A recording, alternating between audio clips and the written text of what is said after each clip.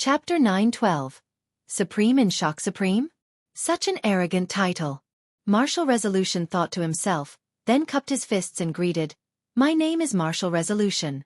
Upon meeting fellow Taoist, I wonder what business you might have?" Though Emperor Taihao seemed harmless, Martial Resolution remained cautious.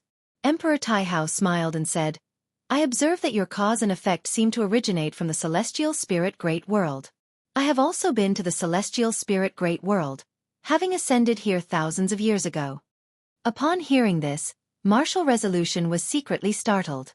The fact that the other could see through his cause and effect indicated a cultivation level stronger than his own. Feigning surprise, he asked, "Fellow Taoist has actually been to the celestial spirit great world. When was it, if I may ask?" Emperor Taihao sighed and said, "It was during the Immortal Demon War when I fled there." Hearing these words, Martial Resolution fell silent. He had experienced that catastrophe. While the celestial spirit great world narrowly escaped disaster, many other great thousand worlds suffered immensely. In this sense, the person wasn't lying, for during that time the celestial spirit great world was indeed a rare sanctuary. "Are you also seeking the white-haired ancestor?" Emperor Taihao shifted the subject and asked curiously. Martial Resolution nodded and said, "Having ascended to this realm, one must seek immortal fate. I heard the white-haired ancestor awaits a destined one, so I thought I might try." Emperor Taihao laughed. "How coincidental, so am I. Why don't we partner up and journey together, and chat along the way? After ascending for such a long time, meeting a kindred spirit fills my heart with joy." Martial Resolution hesitated for a moment, then nodded in agreement. Thus, the two set off together. Emperor Taihao was adept at conversation. Every question Martial Resolution asked would receive a response, followed by a related inquiry from Emperor Taihao. Before reaching the white-haired ancestor's dojo, Martial Resolution already had a sense of regretting not meeting sooner. Emperor Taihao reminded him of Guan, evoking memories of their long-ago acquaintance. Who knew after so many years he could still find such a soulmate? Several hours later, the two entered a valley where the flowers and plants started exhibiting different colors, still vibrant. They stopped talking and focused their gaze on the colorful surroundings. The white-haired ancestor is the celestial Tao Venerable of the celestial court. In the 3,000 great worlds, you won't encounter her. If you came to Central Heaven a few eras later, you likewise wouldn't have the chance to meet her. This is our best opportunity. Even if we fail, just seeing the Supreme's true form would leave no regrets in this life. Emperor Taihao spoke with a peculiar tone, which fell upon Martial Resolution's ears as longing for the celestial Tao Venerable. Celestial Tao Venerable? It was the first time Martial Resolution heard this title. To be named Supreme must mean this white-haired ancestor holds a high status in the celestial court. Perhaps comparable to the ancestor Master Wuxia's status in the celestial spirit great world. The ancestor of the Immortals. Sounds immensely powerful. Martial Resolution's gaze became passionate. If he could obtain the white-haired ancestor's inheritance, he could surely achieve enlightenment and fulfill all his prior desires. Meanwhile, at the top of a nearby mountain, Guan, clad in an azure robe, was gazing down upon them. Neither Martial Resolution, nor Emperor Taihao, nor the white-haired ancestor hidden in the depths of the valley sensed Guan's presence. As long as Guan wished, they wouldn't see him even if standing right before him. Guan looked at Emperor Taihao with some pity in his heart. This son of heaven, possessing the greatest talent, would die in Central Heaven. An Xian and the Sin sensed the immortal Emperor's eye that originated from Emperor Taihao's immortal Emperor's eye. The Celestial Emperor helped him restore the power of the immortal Emperor's eye, allowing him to absorb mana from every living being to grow stronger. Later, he would engage in a decisive battle with Emperor Taihao in this realm. Before that, he needed to become the most wicked being so that Emperor Taihao could become the savior. For Emperor Taihao, this was a dead end. His only chance of survival was defeating Emperor Taihao, to once again be the most qualified son of heaven to succeed the Celestial Emperor. It was a very tragic path, gambling on the fact that the Celestial Emperor wasn't deceiving him. In truth, Emperor Taihao didn't trust the Celestial Emperor, hence he wished to enjoy his last moments. Guan turned to look towards the valley. He saw the white-haired ancestor sitting under a peach tree, playing the zither, yet no sound emanated. The first time seeing the white-haired ancestor was at the endless Tao Mountain, where Guan went to listen to the Tao. Now meeting the white-haired ancestor again, Guan felt a different sentiment in his heart. After several 100 million years, the white-haired ancestor was still at the late-stage Taoist Great Luo immortal realm in cultivation. This was the true situation of immortal cultivation. Seeing her increased Guan's appreciation for what he currently possessed. Having cultivated to this realm, is escape still impossible? Celestial Tao Venerable. Guan thought to himself, observing how the white-haired ancestor had become embroiled in the struggle between Emperor Taihao and the Celestial Emperor. The white-haired ancestor chose to support Emperor Taihao solely because Emperor Taihao's master was her grand disciple. Over the long years, Emperor Taihao's master had already fallen into chaos, yet this sentiment remained. Unfortunately, the white-haired ancestor would never have imagined that the so-called Emperor Taihao was actually the true body of the Celestial Emperor. It's not just her. All immortal gods in the Celestial Court wouldn't imagine. Every time the Celestial Emperor changes identity, he leaves no traces. Those immortal gods who knew the truth no longer exist. Guan came this time intending to assist martial resolution. Since the white-haired ancestor was destined to die, he chose to strengthen his old friend. According to the original fate, martial resolution did not earn the white-haired ancestor's trust. Instead, it was Emperor Taihao who stayed. Many years later, when martial resolution, along with great powers worldwide, campaigned against the human race led by Emperor Taihao, seeing him again shocked martial resolution. He never expected such a close friend would tread such an intensely wicked path. Under Guan's watchful eyes, martial resolution and Emperor Taihao entered the valley and met the white-haired ancestor. Facing this celestial Tao Venerable, martial resolution was quite nervous, whereas Emperor Taihao appeared very composed. The white-haired ancestor was indeed waiting for Emperor Taihao. However, since martial resolution came, she symbolically issued a test, asking both to comprehend a great cauldron. Guan silently aided martial resolution with Tao intent, enabling him to first comprehend the secret technique within the cauldron, surprising the white-haired ancestor. Though surprised inwardly, the white-haired ancestor remained outwardly calm, as if she had predicted this outcome. Before Emperor Taihao awoke, she accepted martial resolution as a disciple. The process was clean and swift, making martial resolution believe the legends were indeed true. He was immensely excited and immediately bowed to the white-haired ancestor. After a long while, Emperor Taihao also awakened.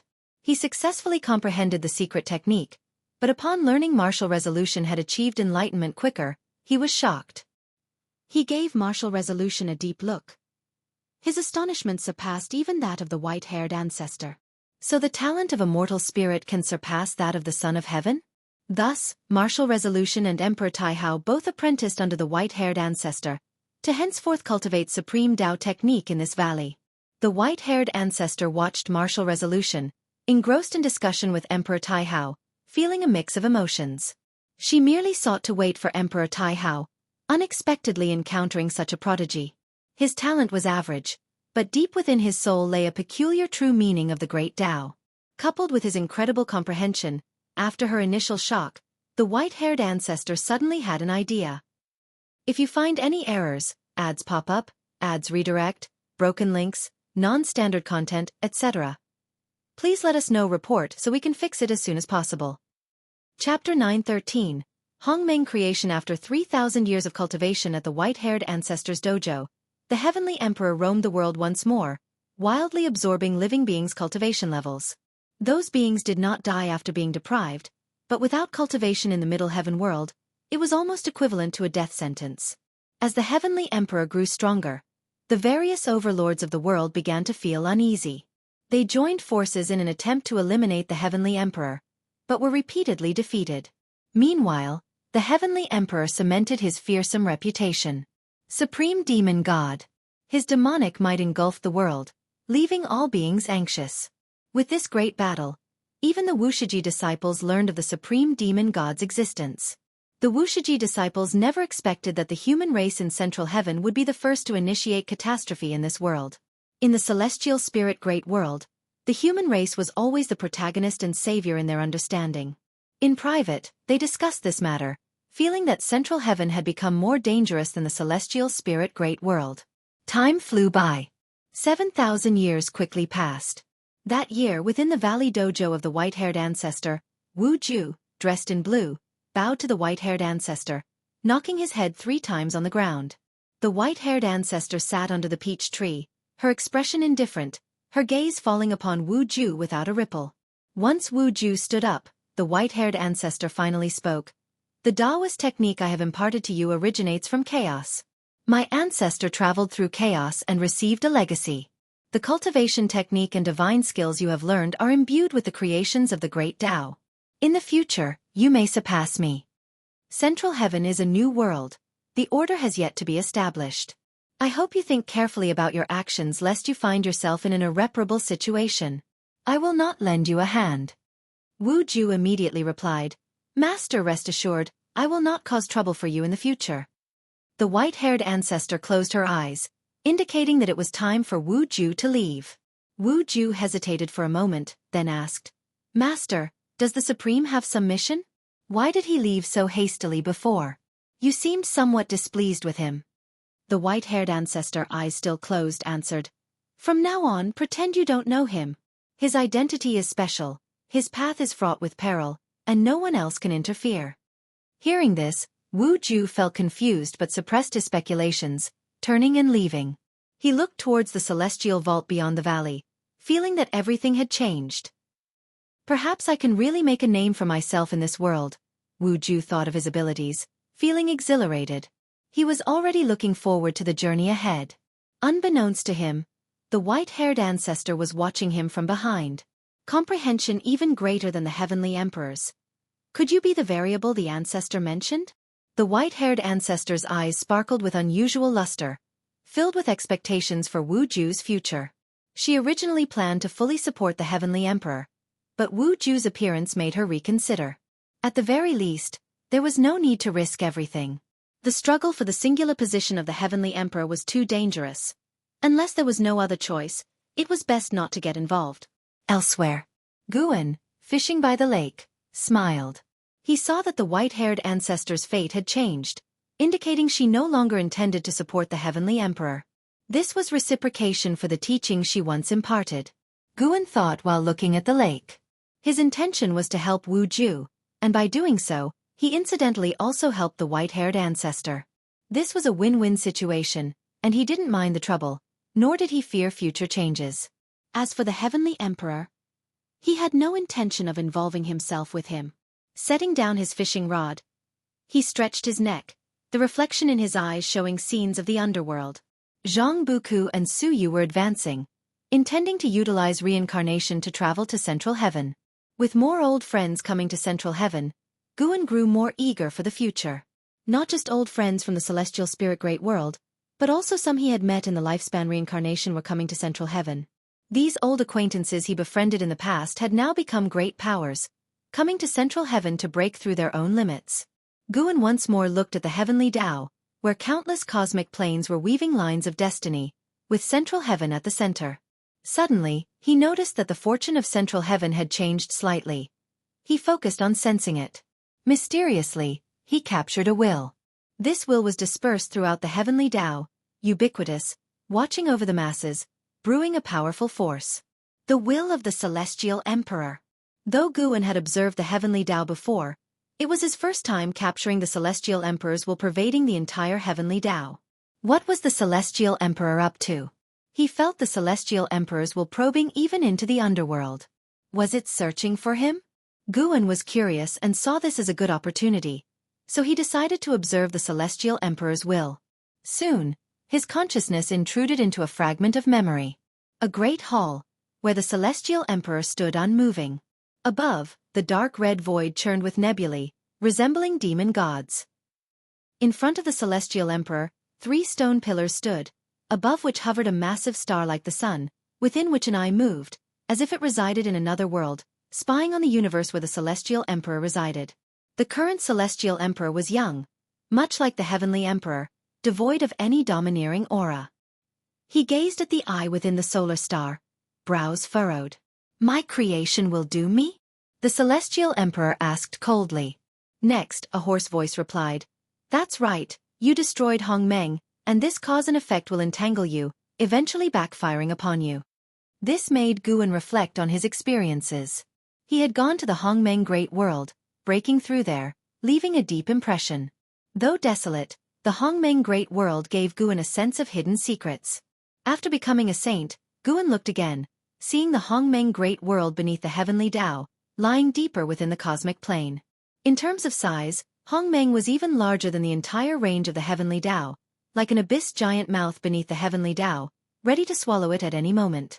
However, the Hongmeng Great World hid no saints or supreme emperors of merging Tao, only a few lingering souls lurking in the shadows, or faint wills waiting to be born.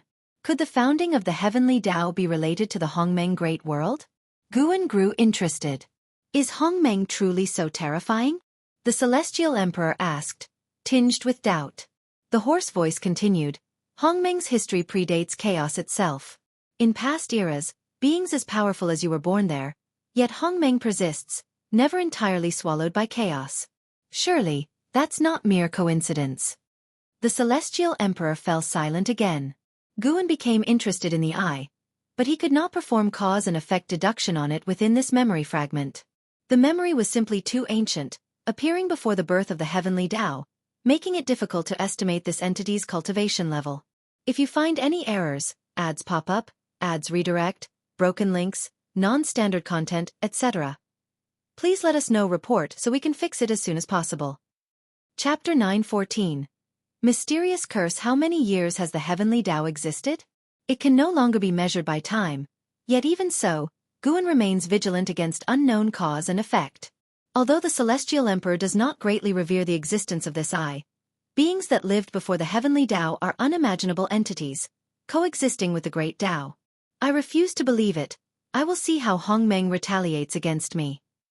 The Celestial Emperor snorted coldly, his tone filled with disdain. If I can exterminate the Lord of Hongmeng, I can annihilate the cause and effect of Hongmeng. After speaking, the Celestial Emperor turned around and stepped forward, while the eye within the solar star fixed its gaze firmly on him. Guan gazed steadily at this eye, sensing a strange power from it. The owner of this eye seemed to be cursed. The root of anything is the great Tao, and curses also originate from the great Tao. They can be observed. The curse power entwining this eye is more profound and unfathomable than any curse Guan has encountered before. Merely sensing this curse power made Guan feel that the owner of this eye was suffering greatly. Perhaps he existed within the solar star because he was cursed. As the Celestial Emperor departed, the scene suddenly changed. The Celestial Emperor appeared above the vast bright light of the heavenly Tao. His aura had already changed, 7/10 similar to the Celestial Emperor Guan observed before. Now it was the early creation period of the heavenly Tao. The Celestial Emperor was immersed in his creation, his face full of satisfaction. The heavenly Tao was newly established, with no living beings yet, but he could already see the future of the heavenly Tao. Gradually, the smile on the Celestial Emperor's face disappeared. He seemed to see something. Anger flashed in his eyes. However, from Guan's perspective, a shadow appeared behind the Celestial Emperor. The figure of that shadow was identical to the Celestial Emperor, only its movements did not match, as if the shadow was about to come alive. And the Celestial Emperor did not notice the anomaly behind him. When the Celestial Emperor bent down to rush downward, that shadow lingered in the void. Guan saw clearly that the Celestial Emperor was unable to perceive it because the shadow's realm was far above his. At that time, the Celestial Emperor had not yet achieved the Supreme Emperor of Ultimate Merging Tao, while that shadow was already at the Supreme Emperor Perfect Cultivation level. The memory fragment shattered again, and Guan entered another memory. A long time passed. Guan opened his eyes, his fishing rod unchanged. No fish had yet taken the bait, but it was already near dusk. From the Celestial Emperor's will, Guan glimpsed many beings. These beings appeared in the Celestial Emperor's memories because the Celestial Emperor was currently puzzled. Just like that shadow, the Celestial Emperor did not notice at first, but as he reached the Supreme Emperor of Ultimate Merging Tao, he became aware of its existence, though he could not trace its whereabouts. This time, the Celestial Emperor used his will to search the entire heavenly Tao, not targeting Guan, but the cause and effect of Hongmeng. As for why the Celestial Emperor conducted the search at this time, perhaps he sensed something. Guan started to reel in his rod. The recent observations sparked new guesses and understandings of the great Tao within him. He was now very interested in Hongmeng, for the Celestial Emperor ironically could create the heavenly Tao seemingly by leveraging the cause and effect of the Hongmeng Great World. He hesitated about whether to take a trip to the Hongmeng Great World. While the Celestial Emperor might not perceive the existence of the Hongmeng Great World, he could step directly into it. Forget it. Better not go. Focus on becoming stronger himself. Guan could see a long future for the heavenly Tao. As long as the future could be seen, it meant there was no calamity that could threaten him. He would not settle for the primordial Tai True Saint realm. Even if there was no one in the same realm on the surface, he would still strive to grow stronger. When there were no more puzzles in his heart, that would be the moment of truly being the strongest. The supreme demon god roamed invincible, no creature could subdue him, and in the years that followed, human race strongmen began to rise, following him in battle, making all living beings in the world feel a sense of crisis.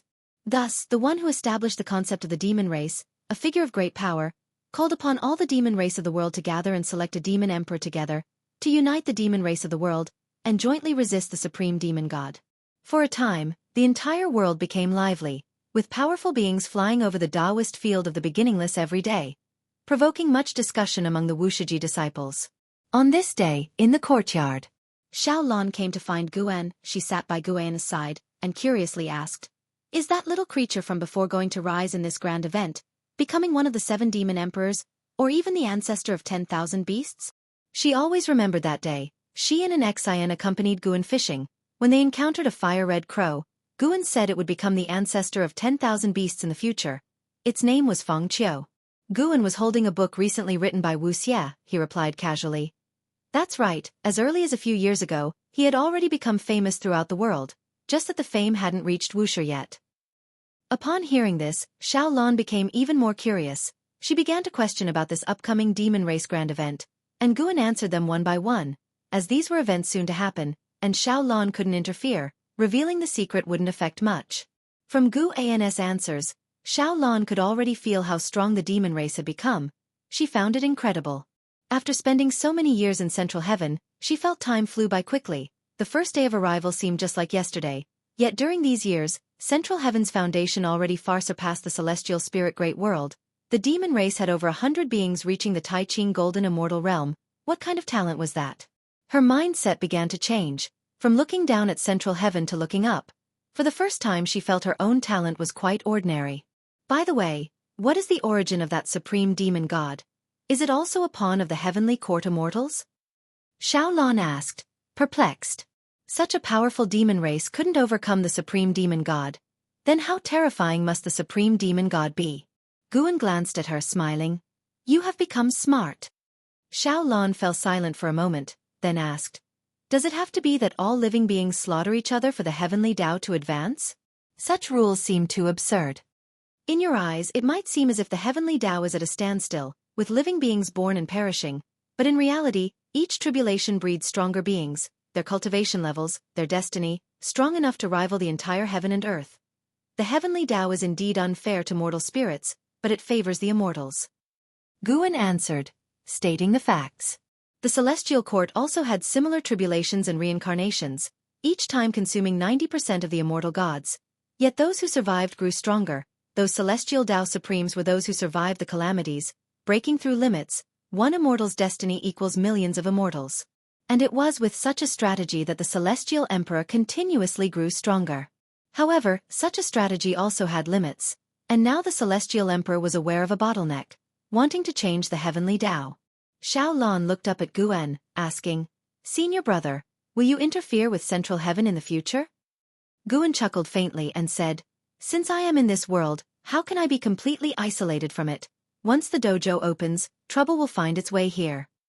If you find any errors, ads pop up, ads redirect, broken links, non-standard content, etc., please let us know report so we can fix it as soon as possible. Chapter 9:15. The dojo enters the world. Upon hearing Guan's words, Xiaofan deeply agreed, and she wouldn't try to persuade Guan not to open the dojo. All living beings must integrate into the world. Their efforts in cultivation are just for more freedom within it. If it's just to avoid calamity, then why bother cultivating? Dying early would end it all, wouldn't it? The Wuxia disciples fear being expelled from the sect, yet they also eagerly anticipate the day the dojo opens, wanting to witness Central Heaven with their own eyes. Not only the Wuxia disciples, but Xiaofan also holds such anticipation. After chatting for a while, Xiaofan returned to her cultivation. After she left, Shen Zhen, sitting before the artifact refining cauldron, turned his head to Guan and said, Feng Qiu Demon Emperor, I can somewhat deduce, but that supreme demon god, I cannot fathom at all. What is his origin? A pitiful son of heaven, but he is not worthy of sympathy, for he orchestrated the cleansing of the 3,000 great worlds, Guan replied. These words made Shenzhen's heart tremble, and she asked in surprise, how is that high son of heaven pitiful, and why did he become a demon personally?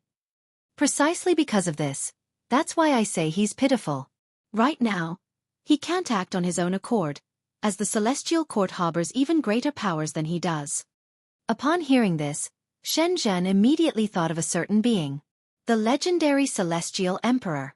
Though she had heard of the Celestial Tao venerable in the Celestial Court, in many myths and legends, the Celestial Emperor was the supreme existence. Shenzhen clicked her tongue in wonder, realizing that the internal struggle within the Celestial Court was no simpler than those among mortal spirit forces. The last time she heard from Guan, that Son of Heaven held the reign in the Celestial Court, yet in the blink of an eye, he fell to the human world as a demon, descending from the heavens to the mundane world. Becoming a demon does not have a good end. Even if Shenzhen believed the immortal gods were hypocritical, she trusted that the Celestial Court would always uphold the principle that evil does not triumph over good. Shenzhen stopped questioning and continued her enlightenment.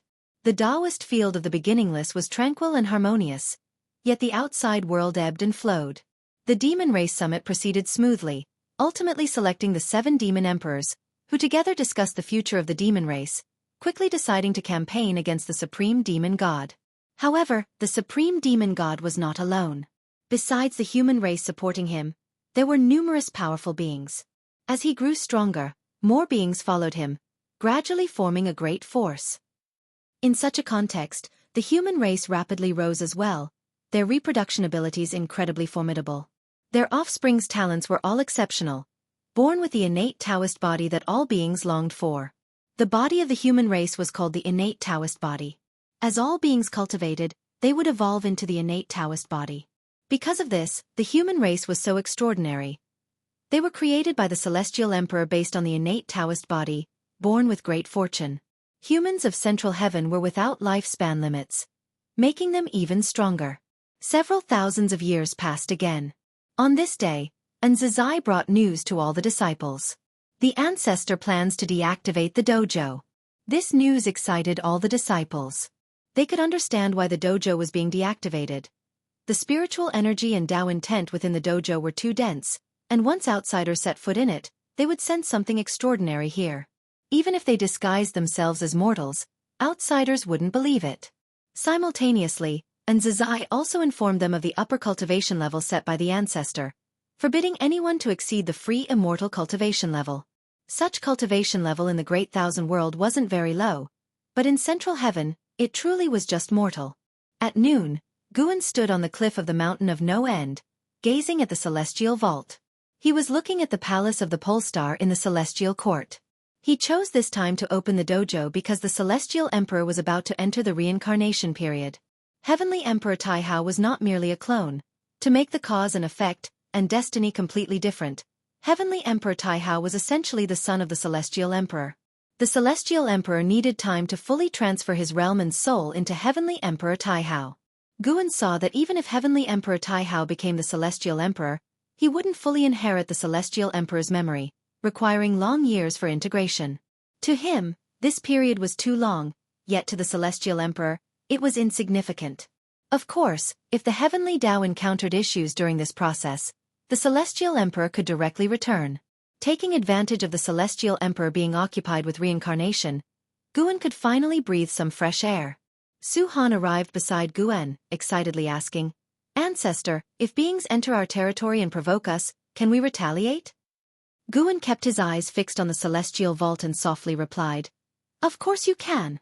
If any outsider stirs trouble, you may act according to the situation. I won't blame you for it." Upon hearing this, Su Han instantly beamed with joy, thanked Guan, and then turned to leave, ready to spread the news to all disciples. Guan continued to stare at the celestial vault, waiting until nightfall, with billions of stars adorning the sky, beautiful as a painting. When he turned around, the moon set and the sun rose, heralding a new day. All disciples were making preparations, looking forward eagerly. A year later, at the break of dawn, the spiritual energy of the Wuxia Dao field began to sink, quickly alerting all the disciples. The disciples emerged from their buildings. To welcome Central Heaven, they abandoned their cave mansions and constructed pavilions, even towns, resembling a dynasty. Once the dojo was thoroughly closed, the disciples began their activities. Guan allowed them to wander and reside on this continent but forbade them from going to sea. The disciples departed in groups. Even if they could not leave the continent, they were full of anticipation. Even an Xian and Shenzhen descended the mountain. Guan stood on the mountain, watching the disciples explore with excitement, a smile appearing on his face. He understood the disciples were stifled for too long. He often snuck out, but the disciples couldn't, so it was quite hard on them. Yet this was their own choice. He wouldn't alter his attitude because of it. Guan noticed that on a nearby mountain, Fairy Xiaofan was also gazing into the distance. Seeing this lady, the memories of the Emperor of Eternal Life unavoidably surfaced in Guan's mind. Previously, he revisited the road of reincarnation with the identity of Ji, and he suddenly thought, should he let the Emperor of Eternal Life tread it once more? To see if the Emperor of Eternal Life could create an extraordinary life in Central Heaven. But now Central Heaven wasn't strong enough. Once the Emperor of Eternal Life reached the realm of the heaven-opening Daluo Immortal, it would attract the gaze of immortal gods. Guan did not continue to stare at Fairy Xiaofan but, after a moment, turned around and returned to his house. Even Shenzhen had left, allowing him to enjoy some solitude. After the dojo closed, no spirits from Central Heaven rushed over, because Central Heaven was indeed too vast. During the wait, the disciples' excitement gradually subsided. After waiting for 120 years, someone finally reached this continent. A man in a Taoist robe, riding a banana leaf, crossing the sea to arrive. He was a human race cultivator, with cultivation at the profound Yuan-free immortal realm. Such cultivation was not strong in Central Heaven, but also not the weakest. Upon discovering that this continent hid many beings, he developed a keen interest in it. If you find any errors, ads pop up, ads redirect, broken links, non-standard content, etc., please let us know. Report so we can fix it as soon as possible. Chapter 9:16. The variable from Earth. Someone is coming. Before the Taoist set foot on the continent where Wuxia was located, all the Wuxia disciples sensed it. They were quite excited, but did not go to greet him. Instead, they took their respective positions, waiting for the first test. Guan was practicing Tai Chi in the courtyard, wearing loose white clothes, feeling leisurely and content. Shenzhen, for once, was not sitting in front of the artifact refining cauldron. She stood aside, watching Guan practice, and curiously asked, what kind of connection will this newcomer have with Wuxia? She could deduce the past of beings with higher cultivation levels than herself but couldn't predict the future of Wuxia. She saw the Taoist's past in her mind, yet couldn't foresee his future with Wuxia. The future of the Taoist seemed missing a piece, making his future complex and intertwined. Wouldn't it be more interesting to see for yourself? Guan replied casually with a calm tone, seemingly uninterested in the Taoist. In fact, he was indeed not interested, not even thinking of meeting the person. His arrival merely symbolized that Wuxia was about to merge into Central Heaven. More interesting people would come to Wuxia in the future, and Wuxia would also provide opportunities for some cultivators, making them figures of world renown. Overall, Wuxia would bring many possibilities. Guan was quite open about this, only requiring his disciples not to reveal their identity as Wuxia disciples. Central Heaven is not simple. There are immortal gods watching from above, so Guan's Tao intent enveloped the continent, allowing the disciples' chi concealment techniques to escape the scrutiny of immortal gods. Seeing Guan's demeanor, Shenzhen knew he was completely uninterested in the visitor. She rolled her eyes and smilingly asked, will you take in disciples in the future? Everything has its own destiny. Guan answered nonchalantly. Destined by whom? Shenzhen almost blurted out, but she knew Guan would never admit it. Even until now, she wasn't sure how strong Guan was. She could only confirm that he was stronger than most immortal gods but not to the extent of disregarding the celestial court. While she was lost in thought, the Taoist had already arrived. He folded the banana leaf and began walking on foot. When he saw that a human race lived here, he felt relieved and began to converse warmly. Through this Taoist, the Wuxia disciples could also learn about the current situation of the human race. The human race cultivates the fastest in the world, but because it's too fast, crossing the tribulation is more challenging than for other beings. Now, with the presence of the supreme demon god, survival has become even more difficult for humanity. This Taoist disliked the actions of the supreme demon god, so he left the human race to live alone. However, wherever he went, other beings either fled in panic or hunted him. Eventually, this Taoist chose to stay on the continent, which increased the pressure on the Wuxia disciples. They initially thought this person was just a passerby, but never expected him to stay. Especially those disciples who greeted him silently exclaimed in distress. However, Guan did not let the disciples be embarrassed. 6 months later, he let an opportunity far away emerge, and the vast aura immediately attracted the Taoist. During these 6 months, the Taoist found that the human race here was not very strong, and the spiritual energy wasn't very suitable for cultivation. His interest was already waning.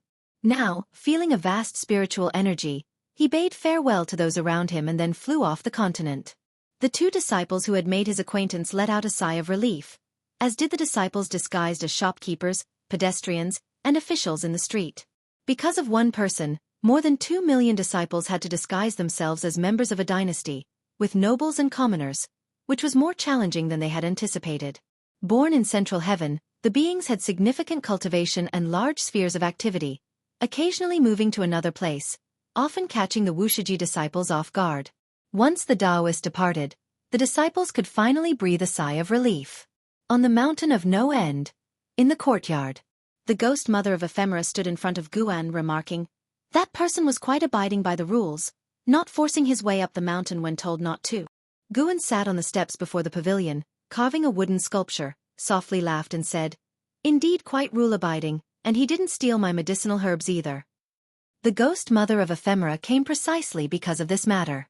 She asked, "Master, what if someone wants to pick your medicinal herbs in the future or force their way up the mountain, what should we do?" Guan replied casually, "If mistakes are made, they naturally deserve punishment. Depending on the situation, for minor infractions, erase their memory and expel them. For serious ones, let their soul dissipate here." Upon hearing this, the ghost mother of Ephemera didn't feel a trace of fear, instead showing a smile. Handling things this way is quite refreshing. If they had to constantly endure grievances to conceal their cultivation level, their Tao heart would be unsettled. Afterward, the ghost mother of Ephemera stopped bothering Guan and turned to leave. Not long after she left, Guan suddenly looked up, squinting, gazing toward the horizon. He discovered a mysterious aura coming from the chaos, rapidly approaching the heavenly Tao. This speed had already surpassed the full speed of a Tao Extreme Daoyuo Immortal. Moreover, this aura was exceedingly difficult to detect, even for the Supreme Emperor of Ultimate Merging Tao. For the Celestial Emperor, this aura should be very faint too. Yet, if the Celestial Emperor was observant, he should be able to notice it. Otherwise, this aura wouldn't have dared to descend coinciding with his rebirth. Guan narrowed his eyes and an unusual color shone in them. That is, in Guan's pupils, a meteor was reflected, a meteor shining with azure light, traveling across the void. Upon closer inspection, within the azure light were actually 3 train carriages. These were the carriages of a high-speed rail from Earth, containing dozens of mortal auras. Most of these mortals were sleeping with their eyes closed, a few were holding mobile phones, reminding Guan of his past life. The clothing of these people, as well as their phone models, were very similar to what he used to know before his death in his previous life, at least recognizable to him. What on earth? Where did these people come from? Judging by their state, they seemed unaware that the carriages were moving through the universe, as if they were resting in the night. Guan closely observed them, calculating their cause and effect. He found these people came from an extremely distant Earth, with their cause and effect originating from beyond the chaos, to his surprise. However, these people were indeed ordinary humans from Earth, with no cultivation level, living mundane first halves of their lives with no contact with extraordinary power. As their carriages moved forward, they were enveloped by a mysterious force, directly transported away from Earth, out of the universe, crossing through the void and into chaos. This process was long and complex, yet the people inside the carriages were entirely unaware. Act of a saint.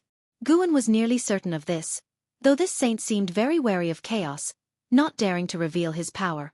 The force within the carriage was very faint. If the Celestial Emperor could perceive it, he could exert full power to stop these 3 train carriages. He deduced these 3 carriages would silently break into the heavenly Tao and fall into the 3,000 great worlds. When the people inside the carriages awaken, the carriage would have already stopped on a desolate land.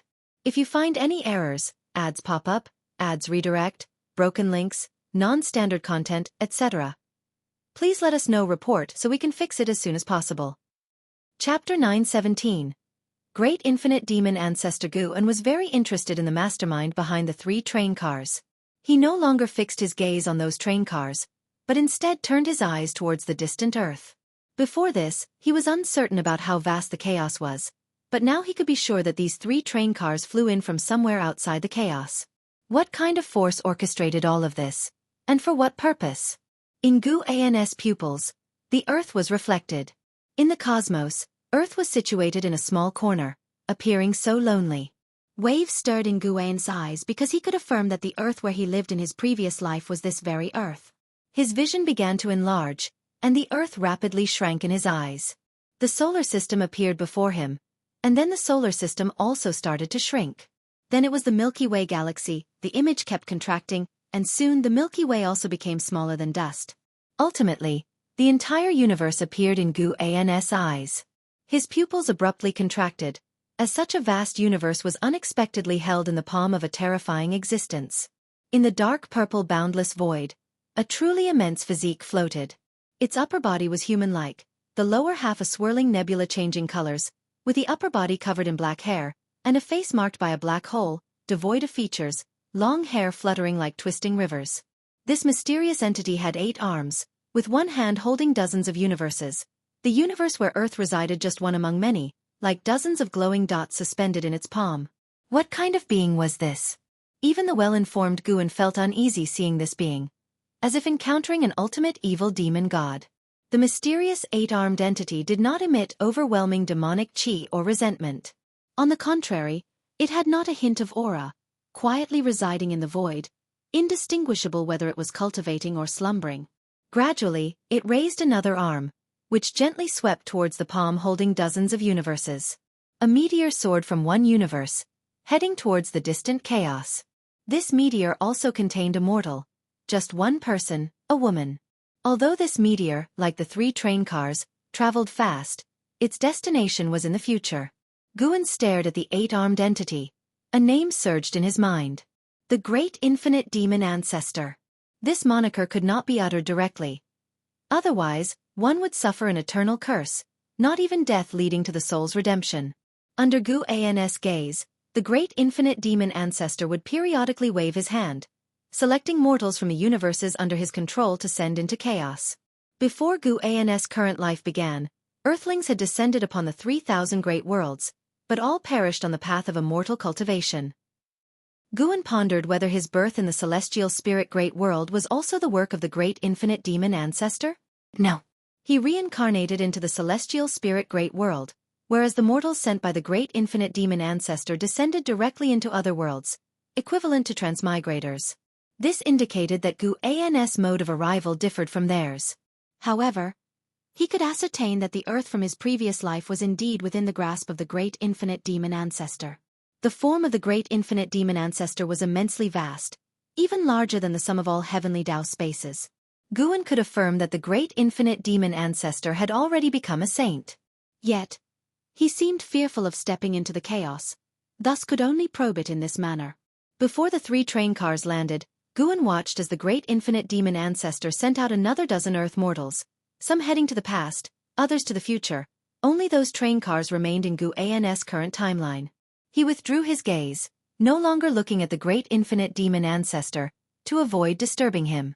Unexpectedly, outside the chaos, such a terrifying existence was eyeing the chaos. Guan felt there were mysteries within the chaos he was not aware of. He stood up, stored away the wooden carving in his hand, and walked out of the courtyard. He intended to find a quiet place to contemplate the mysteries of the chaos. Several days later, Guan had just finished picking medicinal herbs and was heading toward the mountain of no end. On the way, he began to observe the dozens of Earth mortals sent by those 3 train cars. These mortals had already landed. They found themselves on a barren Earth, though they faced no threat from demon beasts, yet for survival, they fell into internal strife. The food inside the train cars was consumed, Wherever they walked, without years of journeying, it would be hard to reach any town. In half a month, some cultivators would pass through their location and take any surviving people into an immortal cultivation sect. Ultimately, out of this group of Earthlings, only 8 survived. Among the 8, 6 couldn't withstand the torment of time, dying along the path of immortal cultivation. Only 2 were able to ascend to central heaven. Guan paid them such close attention because he too was once an Earthling. Witnessing these Earthlings' ordeal, Guan felt deeply fortunate. Had he not possessed the ability to evolve his lifespan, it would have been challenging to survive to this day. In this life, he was born into the Ji family and successfully entered the Supreme Sect. How lucky, then, to look at these people who did nothing wrong but experienced so many hardships. Guan raised his right hand, a bronze dagger appeared in his hand, which he then broke into a handle and a blade, throwing them casually forward.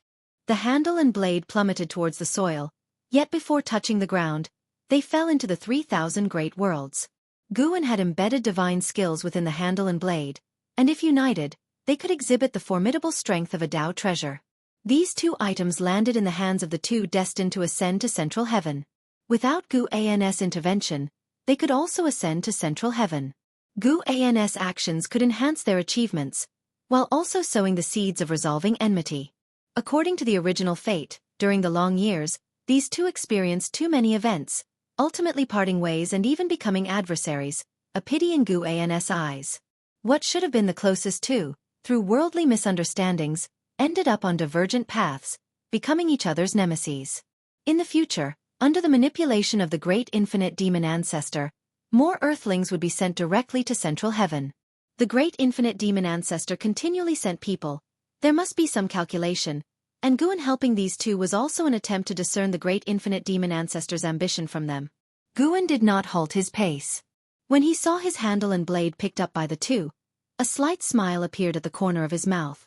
These 2 were childhood friends, growing up together and went to work in the same city, only to be swept away by a mysterious force while returning home into the 3,000 great worlds.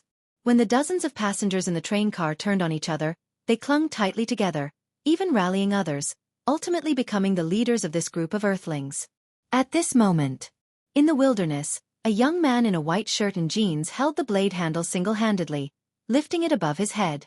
Bathed in sunlight, he squinted to make out the tiny etchings on the handle. Wei Yi, this blade is amazing. I used it to cut through rock like it was tofu. Next to him, came an excited male voice, as a crew-cut youth in a black tank top with tattooed arms shouted. His build was more robust than the youth in the white shirt. If you find any errors, ads pop up, ads redirect, broken links, non-standard content, etc., please let us know. Report so we can fix it as soon as possible. Chapter 9:18. Kindred Spirits. The man in the white shirt, known as Wei Yi, turned his head to look. His lips were chapped, and his face was pale. He said helplessly, Luan, save your strength, don't faint later. Luan held a blade less than 20 centimeters long, as if it were a treasure, repeatedly comparing it to a large stone nearby, which made Wei Yi feel both angry and amused. Wei Yi stuffed the knife handle in his hand into his trouser pocket and came to Luan's side, saying, Let's go, we should continue to look for food. If we can't find any, not only will there be trouble, but we'll starve to death as well. Hearing this, Luan nodded. He carefully held the blade, afraid of getting cut. The 2 of them picked a direction and walked. Wei Yi, where do you think we are? In the northwest's uninhabited area, or have we gone abroad? I'm not sure either. Maybe we are no longer on Earth. Really? Have we traveled through time and space? Anyway, I think this place is weird. Every night I feel like someone is watching our carriage. The 2 chatted sporadically. Their fear of the unfamiliar land had lessened significantly due to their hunger. Even if a fierce beast appeared before them, they would fight. Wei Qing and Lu En, who came from Earth, stumbled into a great 1,000 worlds immortal cultivation realm. For Guan, decades were fleeting, but for them, it was an agonizing time. The 8 Earthlings who survived were taken by cultivators to their sect, but only Wei Qing was found to have good talent for immortal cultivation. The other 7 spent their lives struggling to achieve anything. Initially, Wei Qing would protect them, but he often had to go into seclusion. After being bullied by a group of disciples, Luan decided to leave the sect solo. Eventually, he joined the demon sect, practicing evil skills, and formally embarked on the cultivation path. When the two met again, they were in opposition, belonging to justice and evil. Wei Qing from Earth wasn't that rigid. Seeing Lu En, he was still happy and sympathized with Lu An's reasons for joining the demon sect. Unfortunately, their relationship could only remain hidden from then on. Guan wrote their stories into a book for interested disciples to read. One day, another outsider arrived on the continent, making the Wuxia disciples vigilant once more. With prior experience, the disciples became more composed. Simultaneously, Guan stood on the mountain top, watching the 7 demon emperors besieging the supreme demon god. The supreme demon god was transformed from the heavenly emperor. As a being who once reached the realm of mixed element profound venerable immortal, even if his cultivation level had dissipated and he had to start anew, he was not inferior to the 7 demon emperors. In the first decisive battle, he forcibly killed a demon emperor, causing others to retreat with clipped wings. The news spread across the land, causing panic among all living beings. Meanwhile, the human race, upon hearing the news, became more unscrupulous. Gradually, to the spirits of Central Heaven, the human race seemed like evil demons, and all living beings feared them. If this continued and the immortal gods did not take action, no one in Central Heaven could stop the supreme demon god. The supreme demon god roamed the 8 directions, devouring the mana of great powers everywhere, prompting some in the human race to imitate him. The innate humans of Central Heaven had unparalleled talent and exceptional comprehension. They created various evil cultivation techniques to devour others' mana, chi power, and divine sense, exaggerating their cultivation speed. In the subsequent years, all living beings clearly felt the human race's growth speed, and they felt immense pressure. The visitor to the continent was not from the human race. He merely transformed into a human form. Initially frightened by so many gathered on the continent, he thought he had stumbled into the human race's territory, only to find that the humans here were not as ruthless as those he encountered before and were even quite enthusiastic.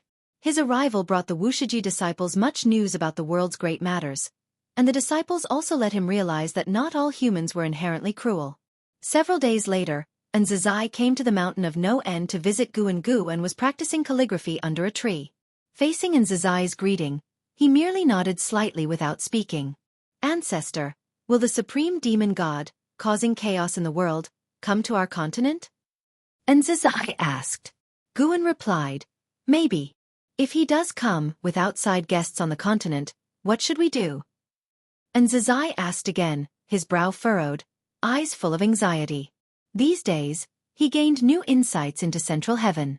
He found that the Wuxia disciples no longer had to pretend and had started to lag behind the Central Heaven spirits. The spirits of Central Heaven had exceptional qualities, not to mention those powerful enough to roam the world. From birth, they reached heights unattainable for others. "With me here, why worry?" Guan answered lightly and then paused his actions. He looked up at An Zizai, smiled, and continued, "Since you recognize the gap and feel the pressure, then strive to cultivate. This continent is vast, and there's no need for everyone to wait together to host outsiders. Cultivate well." And Zizai looked at the ancestor, frowning and asking, "Can we really catch up?" When they first arrived in Central Heaven, there were no spirits in sight. At that time, the disciples had a transcendent attitude observing all things. But now, their cultivation level was insignificant in Central Heaven. Watching those spirits be born and surpass them, the disciples were somewhat struck and felt lost. Many things, if you look at them after 10,000 years or a million years, the situation might be different. You can only control yourself. Throughout history, there have been countless geniuses and great powers, but few can survive for long. Guan spoke earnestly. Talent wasn't something he could change.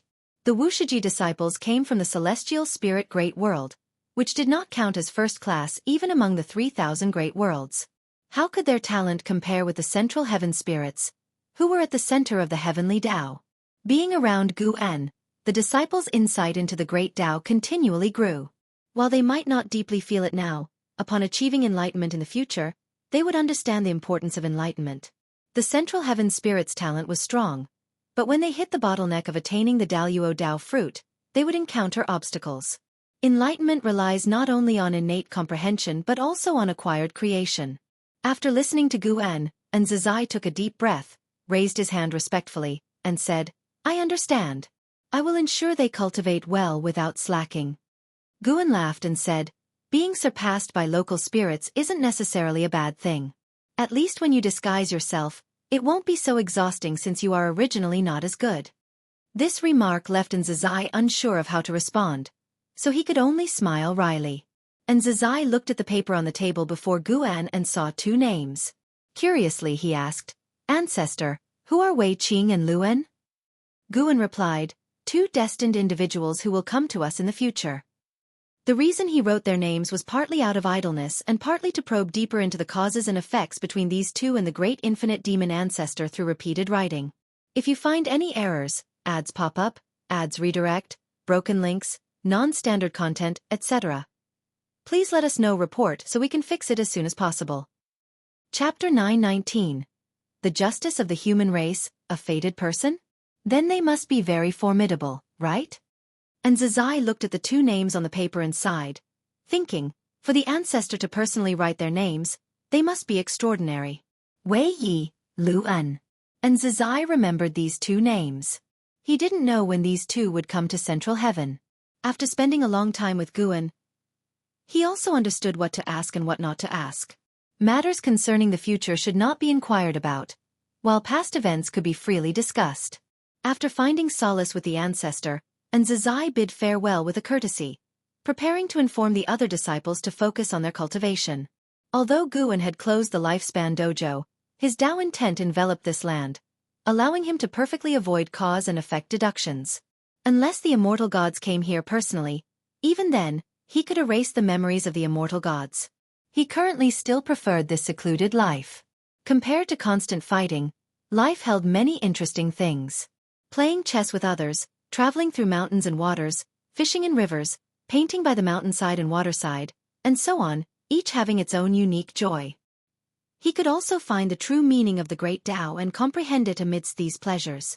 The saints can already harness the great Tao, but the great Tao is vast, continuously creating transformations, endlessly born. The saints' enlightenment still aids in cultivation, but their angles and perspectives of enlightenment have changed. After Nzazai left, Guan continued writing names, practicing his calligraphy. The spring breeze blew by, and the river of time in Central Heaven kept extending. 1,000,000 years later, Central Heaven became silent.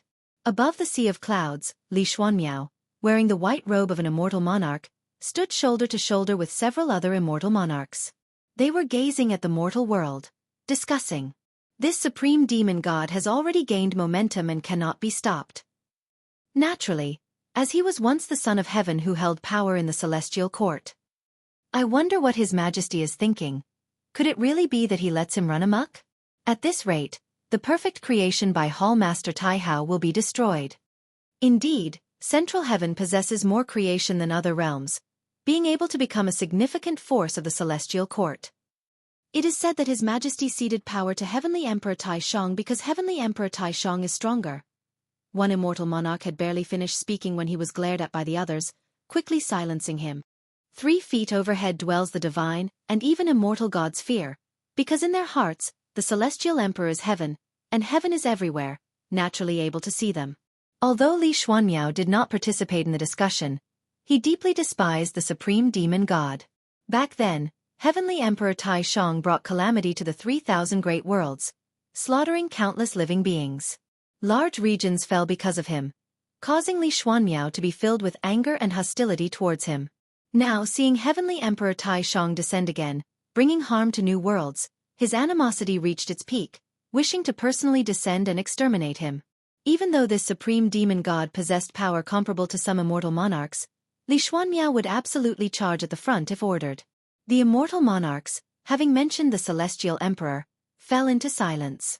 When they first arrived, their anticipation dissipated, for with the mischief of the supreme demon god, their subsequent immortal positions would not be peaceful. After a while, an immortal monarch spoke, "Let's go, it's time to find a place to establish a dojo." The other immortal monarchs nodded, and Li Xuanmiao also followed them, flying away from the direction of the supreme demon god. Before descending to the lower realm, there was already a celestial order informing them not to confront the supreme demon god. Initially, they were curious as to which demon god could command Songtian not to let them touch him.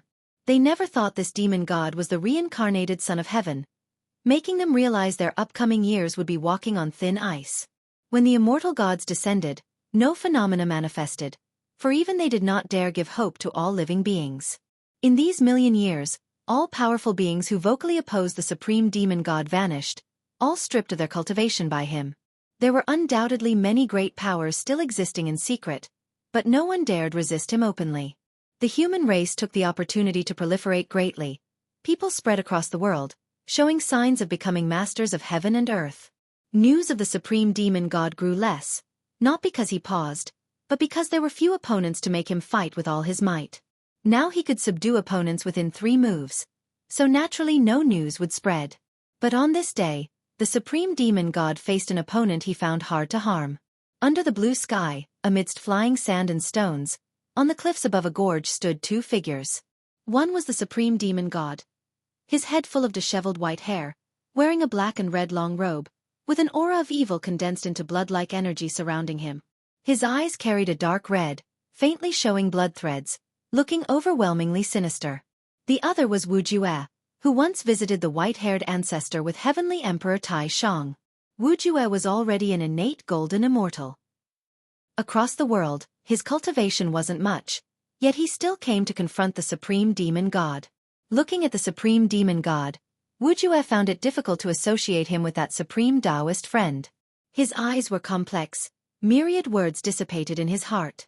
At this moment, he felt no need to say anything, as the other's aura already spoke volumes. The supreme demon god indeed had many words to say, and he spoke. You also belong to the human race, why stop me? Though all living beings see me as a demon, I am the justice the human race pursues. I have never harmed people and even helped many, leading the human race to prosperity. Wuxia said calmly, that was the human race of Central Heaven. Your deeds have not been kind to me. I cultivate in Central Heaven, benefiting from its creation, and have the responsibility to maintain the order of heaven and earth. The supreme demon god smiled and said, my cultivation has reached the Miao Jin Daluo immortal realm. Do you know the gap between us?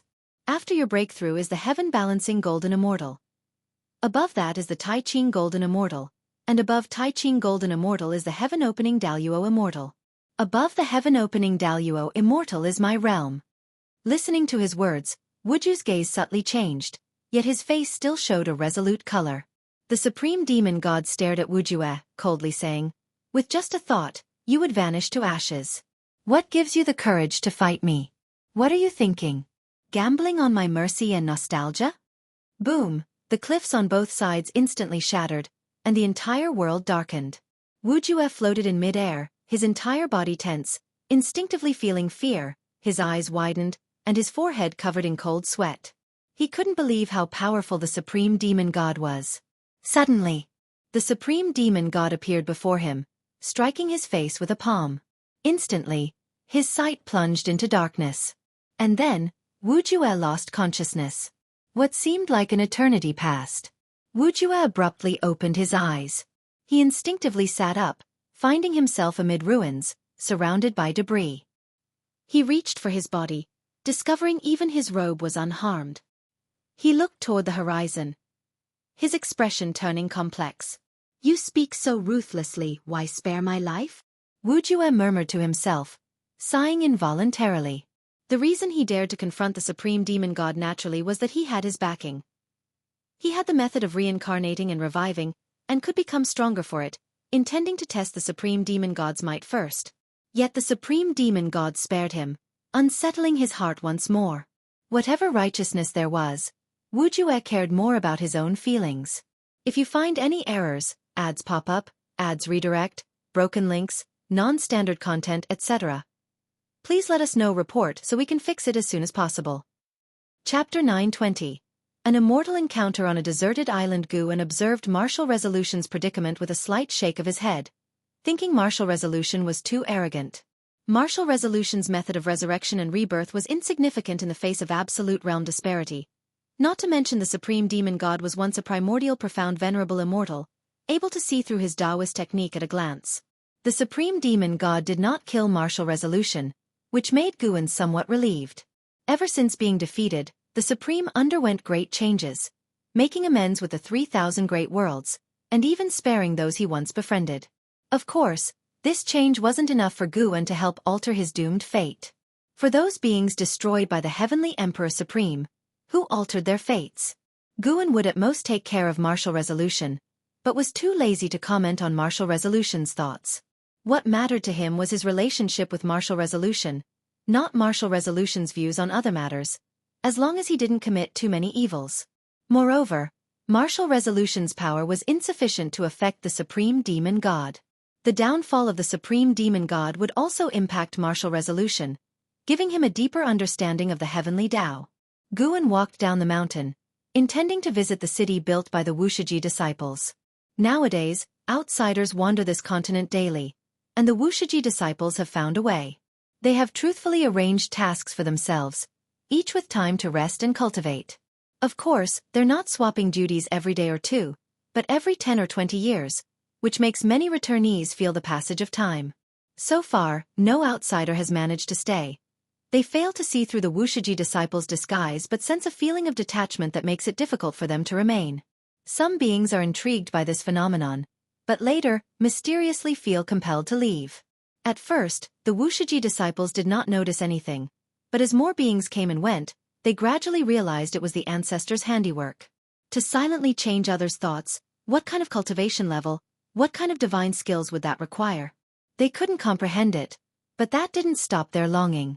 As people came and went, the Wuxia disciples gradually became less tense, able to calmly handle all arrivals. 2 million disciples. None yet discovered.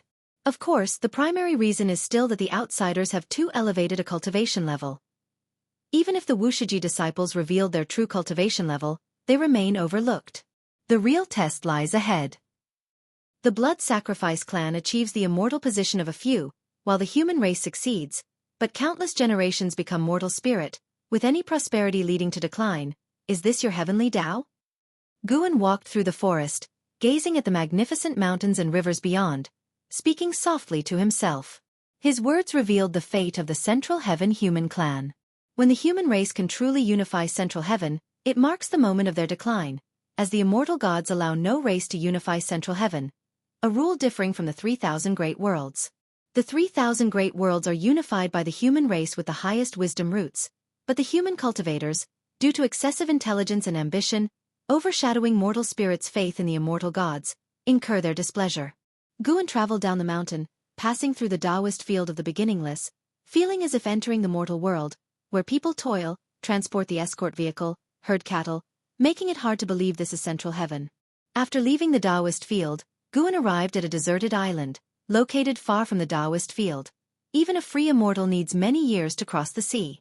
He personally built a pavilion on the island, moving slowly without using mana, spending several days. The pavilion is halfway up the mountain. Outside the courtyard is a cliff with views of the expansive ocean. Once the pavilion was completed, Guan descended to the beach, seeing a large sea turtle crawling on the sand, attempting to come ashore, the waves washing over it, its shell a deep gray, seemingly inscribed with patterns, appearing as profound as an array map. This sea turtle is a lowly being of Central Heaven, comparable in strength to a free immortal, yet lacking the divine skills of a free immortal, unable to undergo transformation. Since the human race's rise, the lowest talent of Central Heaven's beings has continually declined, while the highest talent has continually risen. In the future, many beings who fail to achieve free immortal will spread across the earth, even mortal spirit appearing, making the disparity in status and rank even more pronounced. Guan stopped the sea turtle, which looked at him with vacant eyes, then slowly moved aside, wanting to avoid him. Before Guan, this sea turtle was like a small mountain, yet it dared not collide with him. If Guan hadn't seen through its flesh, he might think it was aged. But in reality, relative to its long lifespan, it was still in its youth, and its future self could grow to be 100,000 zhang tall, supporting continents, classified as an ancient fierce beast. Guan's lips curled up, and appeared out of nowhere on the turtle's shell. Instantly, the turtle sank, its limbs struggling, but unable to advance further, growing anxious, its claws stirring up a whirl of sand, but to no avail. Finally, it stopped, as if falling asleep. Guan sat on the turtle's shell. Days passed with the sun setting and moon rising. Pressed by Guan, it struggled occasionally before succumbing to slumber, repeating the cycle. Several months later. A black fissure appeared on the beach behind Guan and a silhouette fell out, crashing onto the sand in a pitiful state. This was a bloodied man, his breath weak, lying on the ground with a slight gasp, consciousness lingering. Guan appeared oblivious to his presence, not turning, still meditating. Yet the turtle below sensed the commotion, turning to look, its neck surprisingly dragon-like, extending beyond the shell, seeing the situation behind. When it spotted the grievously injured man, it hesitated for a moment. Then it suddenly noticed someone seated on its shell, its eyes widening, and in a blink, it retreated into its shell with limbs withdrawn. This action was starkly different from its usual sluggishness, amusing Guan. He opened his eyes, stood up, turning to approach. Leaping from the turtle's shell, he reached the injured man's side.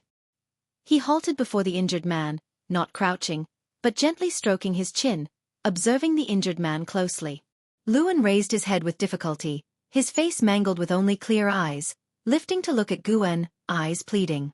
"Help, help!" Luan spoke painfully, unable to utter the word me. Guan looked down on him, asking, "If I save you, you must serve as a slave for 10 million years, do you accept?" 10 million years?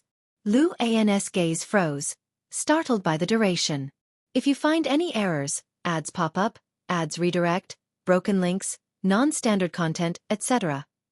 Please let us know report so we can fix it as soon as possible. Chapter 921. Obsession with revenge 10 million years? How long would that be? Luan has already lived for over 1 million years, but 10 million years is still an unreachable time for him. He can feel his vitality slipping away, death approaching him, so powerless that he cannot even rise. This fear prevents him from weighing his options for too long. "I am willing," Luan said with difficulty, his whole body trembling, using what little strength he had left. Guan's lips curled into a smile, as he looked down at him, waving his sleeve. Immediately, Luan felt sleepiness surging like a tide, his eyelids drooping. Covered in blood, Luan fell into a deep sleep, his injuries healing at a speed visible to the naked eye. Luan had a dream.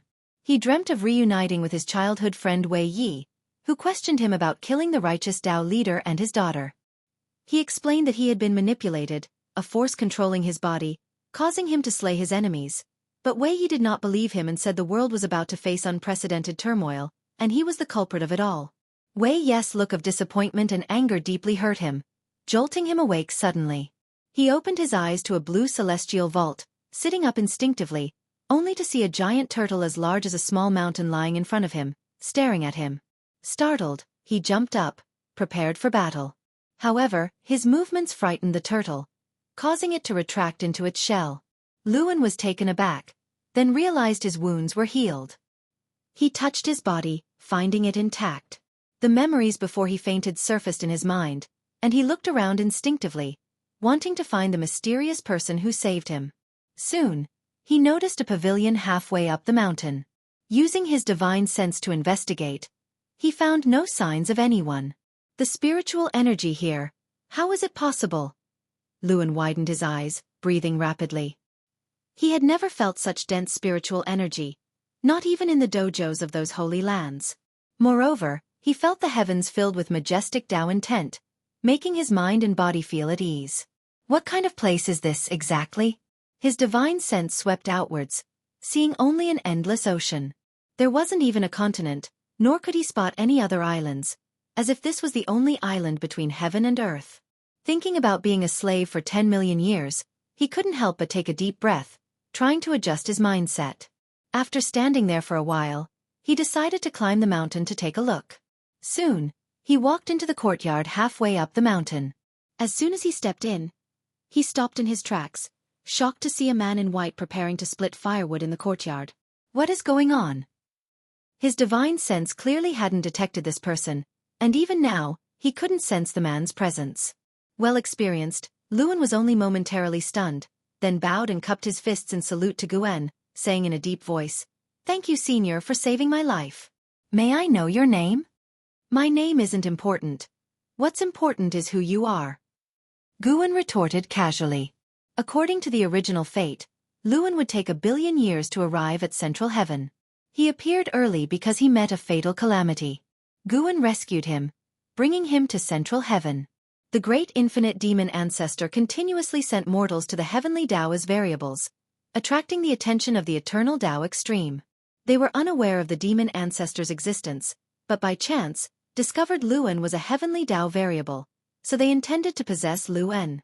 In that battle, Luan was completely outmatched, and Guan didn't kill those beings, only rescuing Luan. Luan thought it was the divine skills tearing through time and space, inadvertently bringing him here.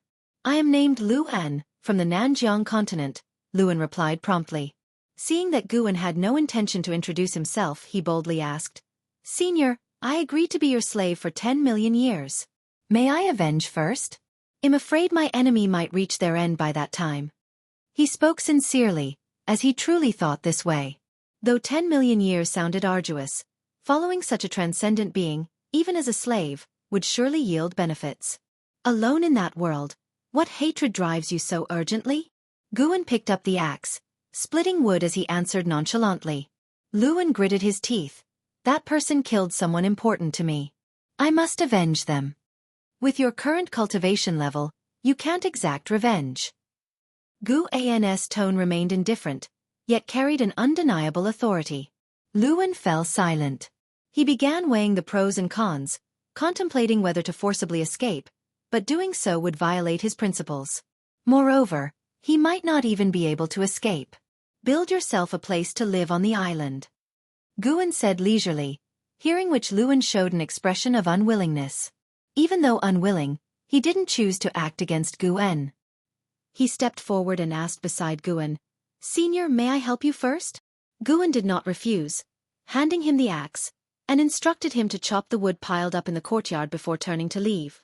At the courtyard gate, he stopped and seemed to remember something, turning back to Luan with a smile. I almost forgot, live as a mortal on the island from now on. As he finished speaking, he waved his sleeve towards Luan, who couldn't avoid it. He only felt a gentle breeze on his face. The next second, his expression changed drastically as his mana dissipated.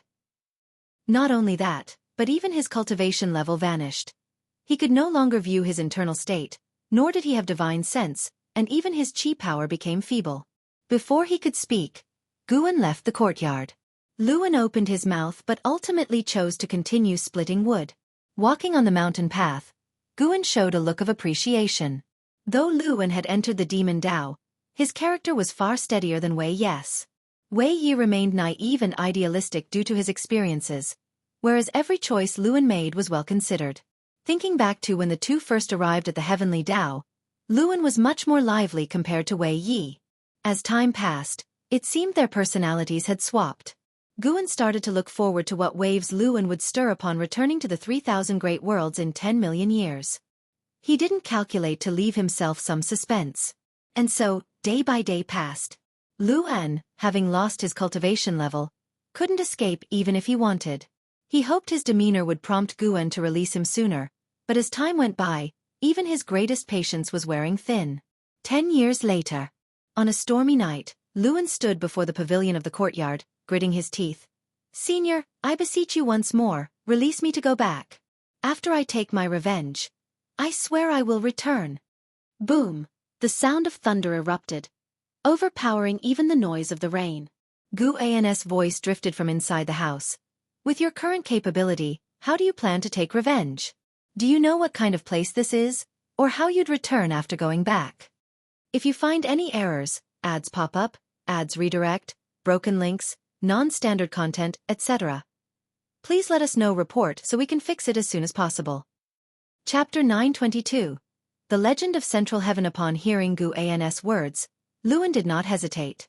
He firmly said, even without my cultivation level, I will find a way to take revenge. I have a backup plan somewhere. You want to rely on that magical treasure? Guan's voice floated out, and Luan's pupils suddenly shrank, his body involuntarily trembling. He was truly shocked. How did this senior know he was hiding a supreme treasure? Was he bluffing? No matter what you rely on, after saying so for thousands of years, then you must stay for thousands of years. Guan's words rang out again, causing Luan to furrow his brows, his expression turning grim. Luan raised his hand, wanting to open the door and enter, but his hands dared not lay on the door. Even if his cultivation level was still there, He wouldn't be a match for this senior. If he offended the other party, the other might directly kill him. If he died, what was the point of revenge? After struggling for a while, Lewin ultimately lowered his head and left. The torrential rain soaked him, and his figure quickly disappeared into the night. After that night, Lewin never mentioned revenge again. Every day, he would find Guan, waiting for him to assign tasks. Guan never let him idle, making him chop wood continuously. Lewin did not refuse and chopped wood every day.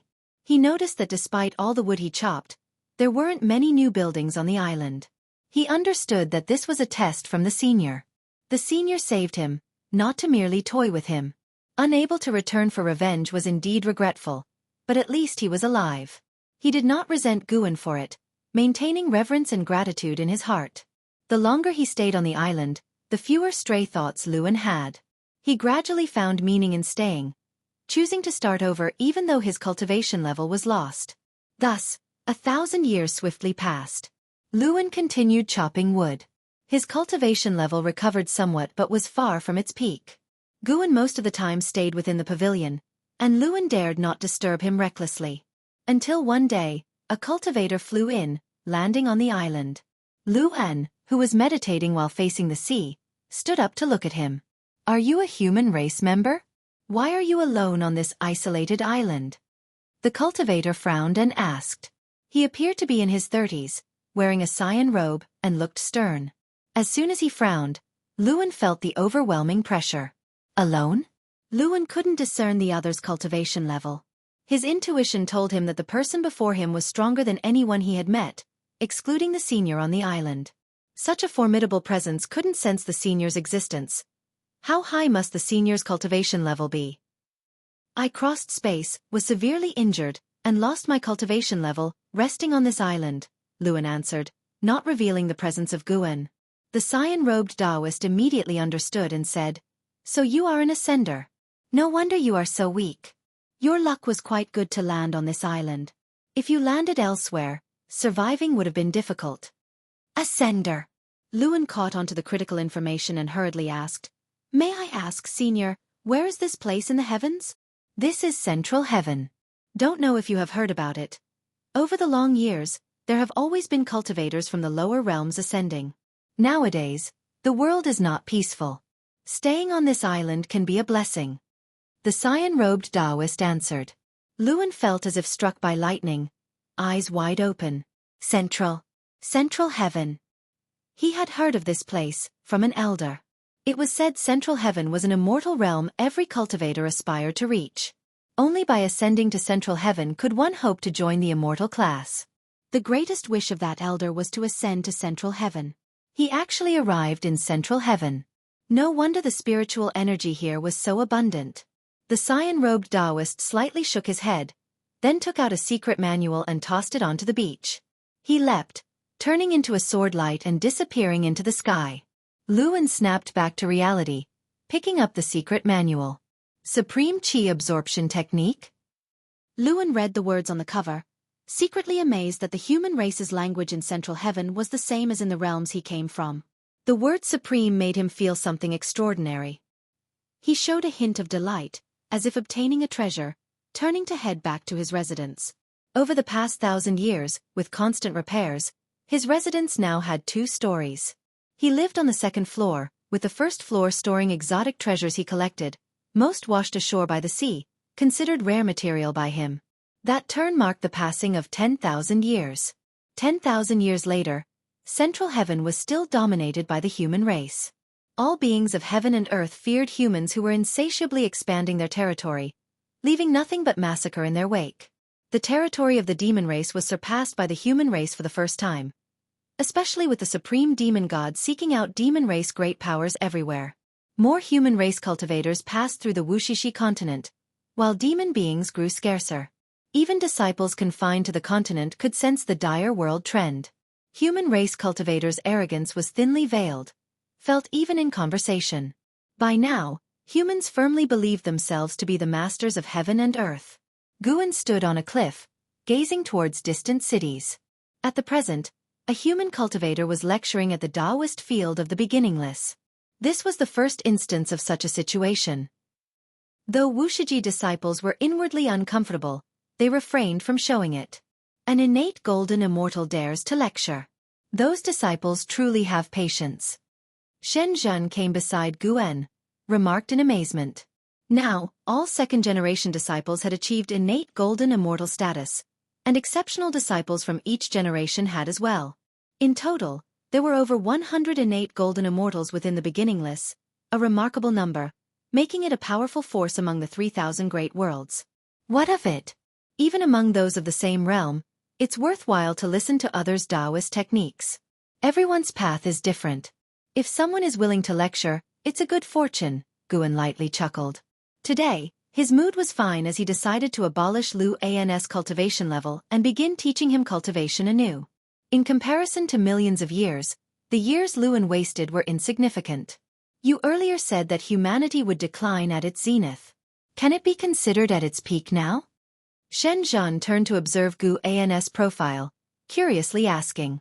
Guan lifted his head to gaze at the celestial vault, replying, "It can be considered so. Soon, an astonishing battle will erupt, marking a turning point for Central Heaven." Hearing this, Shen Zhen showed an expression of anticipation, wondering if the immortal gods would intervene. At dusk, in the courtyard. "Senior Yu!" Luan trembled all over, painfully looking at Guan. Even his resolute spirit was filled with resentment at this moment, as Guan had again, with a sweep of his sleeve, dissipated his cultivation level. The supreme qi absorption technique was far more powerful than his previous cultivation technique. The progress of millennia made him very happy, but today, all was for naught. If Guan did not permit him to have a cultivation level, why didn't he say so earlier? Must he toy with him? That was millennia of work. Just like that, gone. Luan clenched his fists, eyes red, glaring at Guan. Guan sat on the steps, leisurely, with both hands on the ground, smiling. "Your cultivation technique is too inferior. How about I teach you how to cultivate? If you find any errors, ads pop up, ads redirect, broken links, non-standard content, etc. Please let us know. Report so we can fix it as soon as possible." Chapter 923.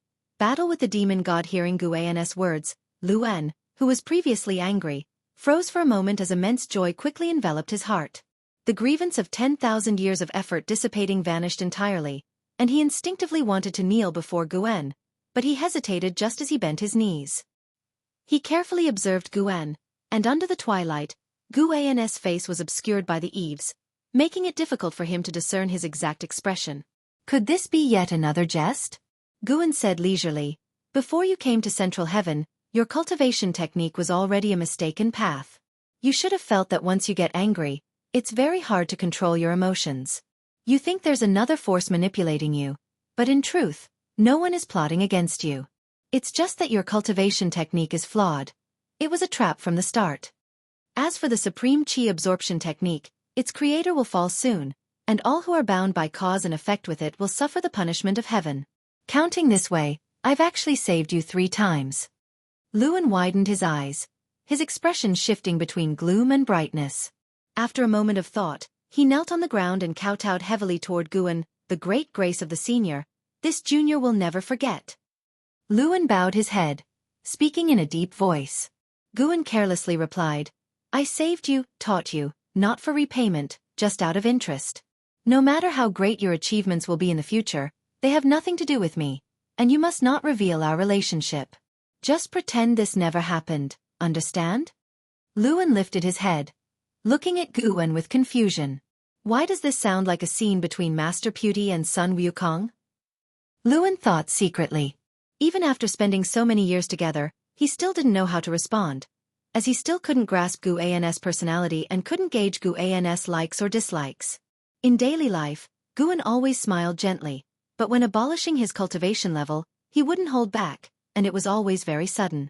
As Guan raised his right hand, Luan's body shrank in fear, instinctively wanting to retreat. Just as he steadied his posture, Guan pointed his index finger at him, immobilizing him entirely, with different figures manifesting and changing stances in his widened pupils. Just like that, Luan embarked on a brand new cultivation path. Guan created a set of unique cultivation techniques, divine skills, escape skills, and more for him. His days became enriched, filled with passion and vigor. Luan cultivated on the beach, accompanied by the sun and moon. Immersed in it, time flew by quickly. After receiving Gu An's true teaching, Lu An's cultivation speed far surpassed before, completely dispelling the dissatisfaction in his heart. Compared to his current cultivation, everything from before was not worth mentioning. In the blink of an eye, 1,000 years passed by. On this day, Luan was cultivating beside a sea turtle, facing the sea, when suddenly, he opened his eyes, frowning. He looked toward the far end of the sea horizon, seeing the celestial vault gradually turning red, and the wind between heaven and earth was intensifying, with spiritual energy becoming restless, making him feel uneasy. The sea turtle beside him opened its eyes, protruding its head and extending its neck, seemingly trying to see what exactly was happening far away. Unfortunately, with Lu An's cultivation level, he couldn't detect the source of that terrifying aura. After watching for a while, he closed his eyes, intending to continue his cultivation. But the aura from afar grew increasingly overwhelming, preventing him from calming his heart, with fear and uneasiness in his heart intensifying. Thinking it over, Luan got up and walked toward the mountain. The mountain wasn't high, and it wasn't long before he arrived within the courtyard. He did not see Guan, nor could he sense Gu An's presence, but he wasn't surprised. His inability to sense was due to his own insufficient cultivation level.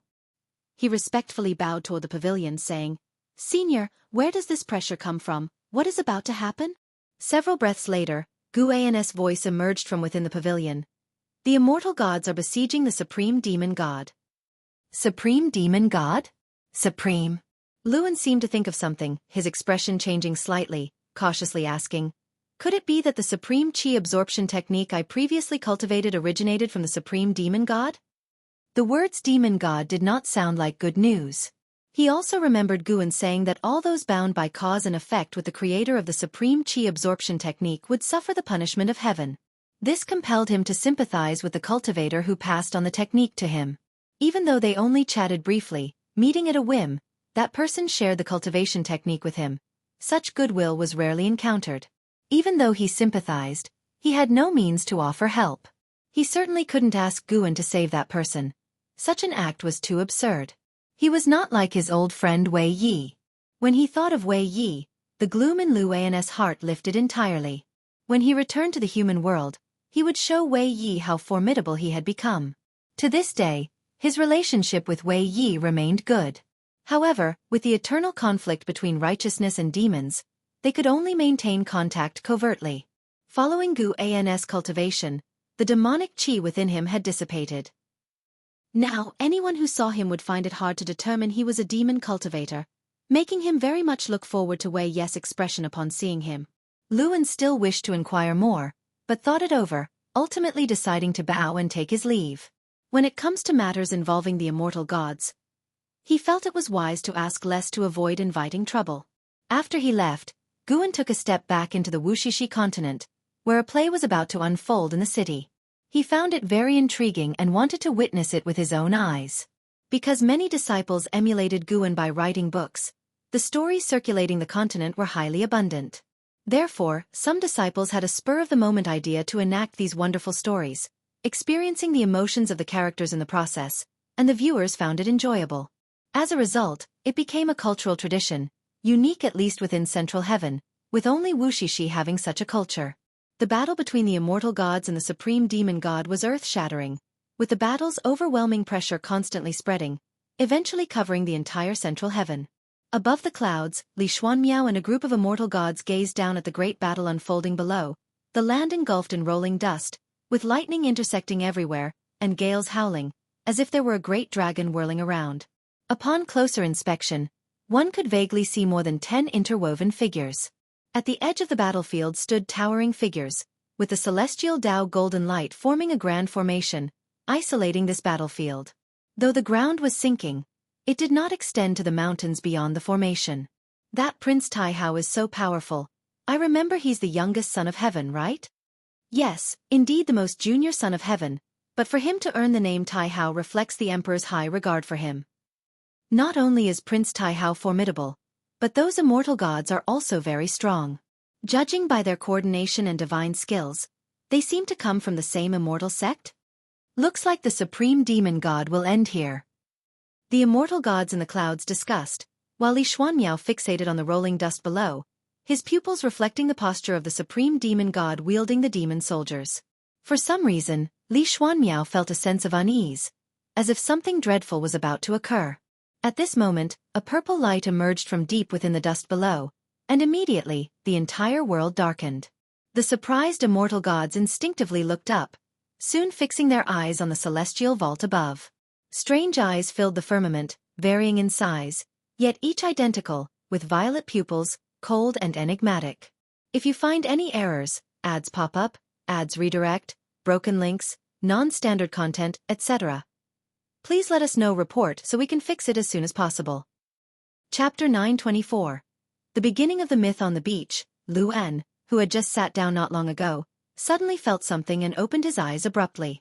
He looked up to see purple eyes all over the sky, causing him to shiver with fear. What is this? Luan widened his eyes, muttering to himself, his voice full of terror. When he saw the immortal emperor's eye in the sky, the mana within him froze all at once, even his soul tightened, an indescribable feeling that made him feel insignificant. Is this the power of central heaven? Unbelievable! Facing such power, he felt only awe in his heart. Whether it was the power of the immortal gods or that of the supreme demon god, he did not know. As he was pondering, a burst of golden light blazed across the celestial vault, causing him to squint. Immediately afterwards, he saw the purple eyes all over the sky disappear, and the vast golden light descended like heavenly might. He saw an incomparably huge golden vertical eye, far larger than the previous purple eyes, so large that the entire celestial vault couldn't contain it. Luan was deeply shocked, as if seeing a face in the outer universe spying on the middle heaven world, with a whole of central heaven no bigger than one eye of that existence. Just thinking about it made him shiver from head to foot.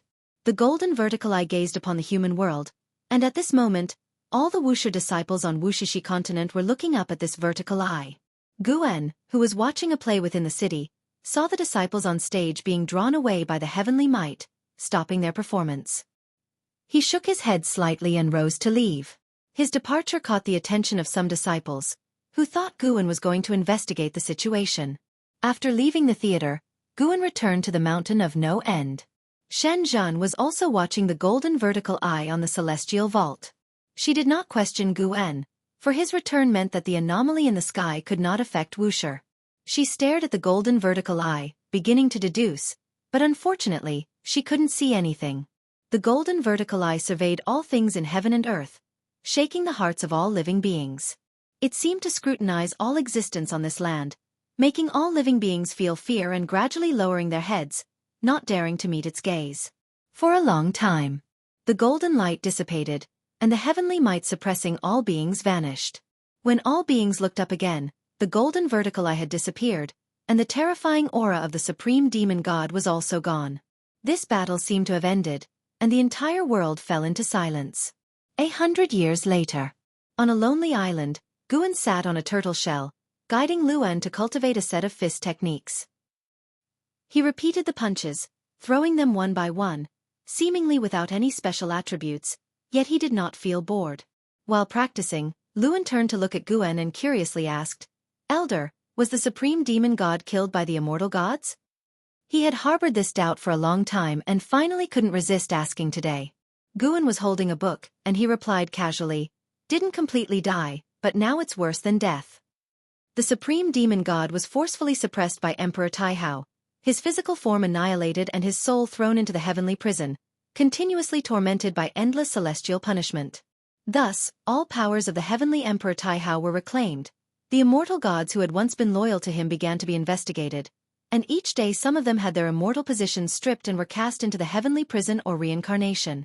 One day in heaven equaled a year on earth, and now the celestial court remained in turmoil as the news of the supreme demon god being vanquished by the immortal gods continued to spread through central heaven.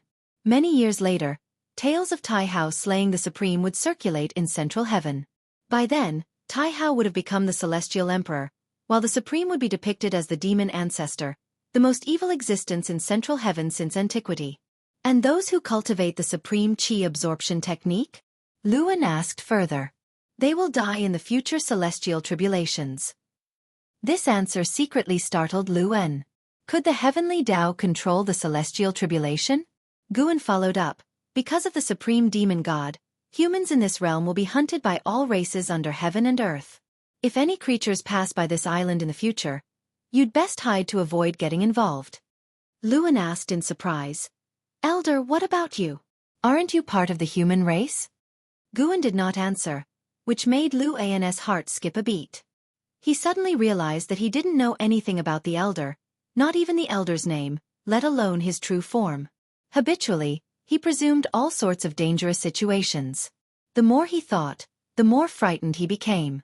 However, remembering that without Guan's help, he would have already been dead, he immediately let go of his burdens and focused on practicing his punches.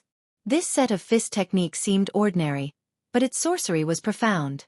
With each circulation of the week of energy, his physique became stronger, filling him with anticipation for mastering this fist technique. The sea turtle beneath Guan poked its head out, stretching its neck and turning to look. Upon seeing Guan, it retreated back in fright. Luan secretly marveled at this scene. This turtle had powerful chi blood, which even made Luan feel alarmed. Yet it was so timid that it wouldn't fight. Whenever it saw a living thing, it would retract into its shell. It truly was a curiosity. Previously, he thought this turtle was raised by the elder. Now it seemed the turtle, like him, was trapped in this place. The sun shone brightly as the world and its forces changed like the shifting clouds. Hundreds of years later, the news of the supreme demon god being annihilated spread completely, and the world entered even greater chaos as the demon race began slaughtering humans on a large scale. Although humans had high comprehension, their years of cultivation were far less than that of the world's great powers, and without the supreme demon god, they were unable to withstand the wrath of all living beings. In less than 1,000 years, humans were nearly exterminated. Fortunately, some immortal gods stood out in time, announcing to all living beings the prohibition of further killings of humans, thus putting an end to this catastrophe. Even with the warning of the immortal gods in place, the demon race still held profound apprehension towards humans and closely monitored them to prevent their resurgence. The practice of demons eating humans continued daily, albeit not on such a widespread scale. Rumble, thunderclouds rolled, and one bolt of heavenly lightning after another fell, striking the stormy waves, twisting the space above the ocean. A dark purple spatial rift appeared, growing rapidly, suspended between the sky and sea. Two figures stepped out from within, Zhang Buku and Suyu. The two moved forward in the air, with thousands of lightning bolts falling on them, unable to pose any threat. Suyu walked in the air, looking around and raising an eyebrow. Such a heavy murderous aura. It seems Central Heaven just went through a calamity. Zhang Buku showed no expression. He wore a large robe, with hair reaching the robe's hem, looking more inscrutable than Suyu. It's the same old war between humans and demons.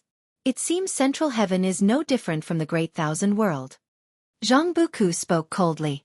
He once belonged to a half-human, half-demon race and held great disdain for the hatred between the demon race and the human race. He couldn't understand why two races capable of immortal cultivation had to keep slaughtering each other. Later, he ceased contemplating it. To him, humans and demons were the same. If they dared block his path, he wouldn't hold back. Where do we go next? Suyu turned to look at him, asking with a cheerful smile. After many years of cultivation in the underworld, their relationship had reversed, with Suyu now taking Zhang Buku as the backbone, acting according to Zhang Buku's will. If you find any errors, ads pop up, ads redirect, broken links, non-standard content, etc., please let us know report so we can fix it as soon as possible. Chapter 925. Inch Island. First, let's meet the great power of the demon race in this realm and see what they are capable of. Zhang Buku stared ahead, answering expressionlessly. Upon hearing this, Suyu's smile became even brighter as he eagerly anticipated Zhang Buku showcasing his strength now. He wanted to see if Central Heaven, known as the center of the heavenly Tao, could withstand Zhang Buku's brilliance. The two stepped forward into the air, their figures started to shimmer, constantly moving, and soon disappeared beyond the celestial vault. Zhang Buku's arrival was spotted by Guan, who was picking medicinal herbs. Watching the current Zhang Buku, he felt a tinge of emotion. Truly, he seemed like a different person.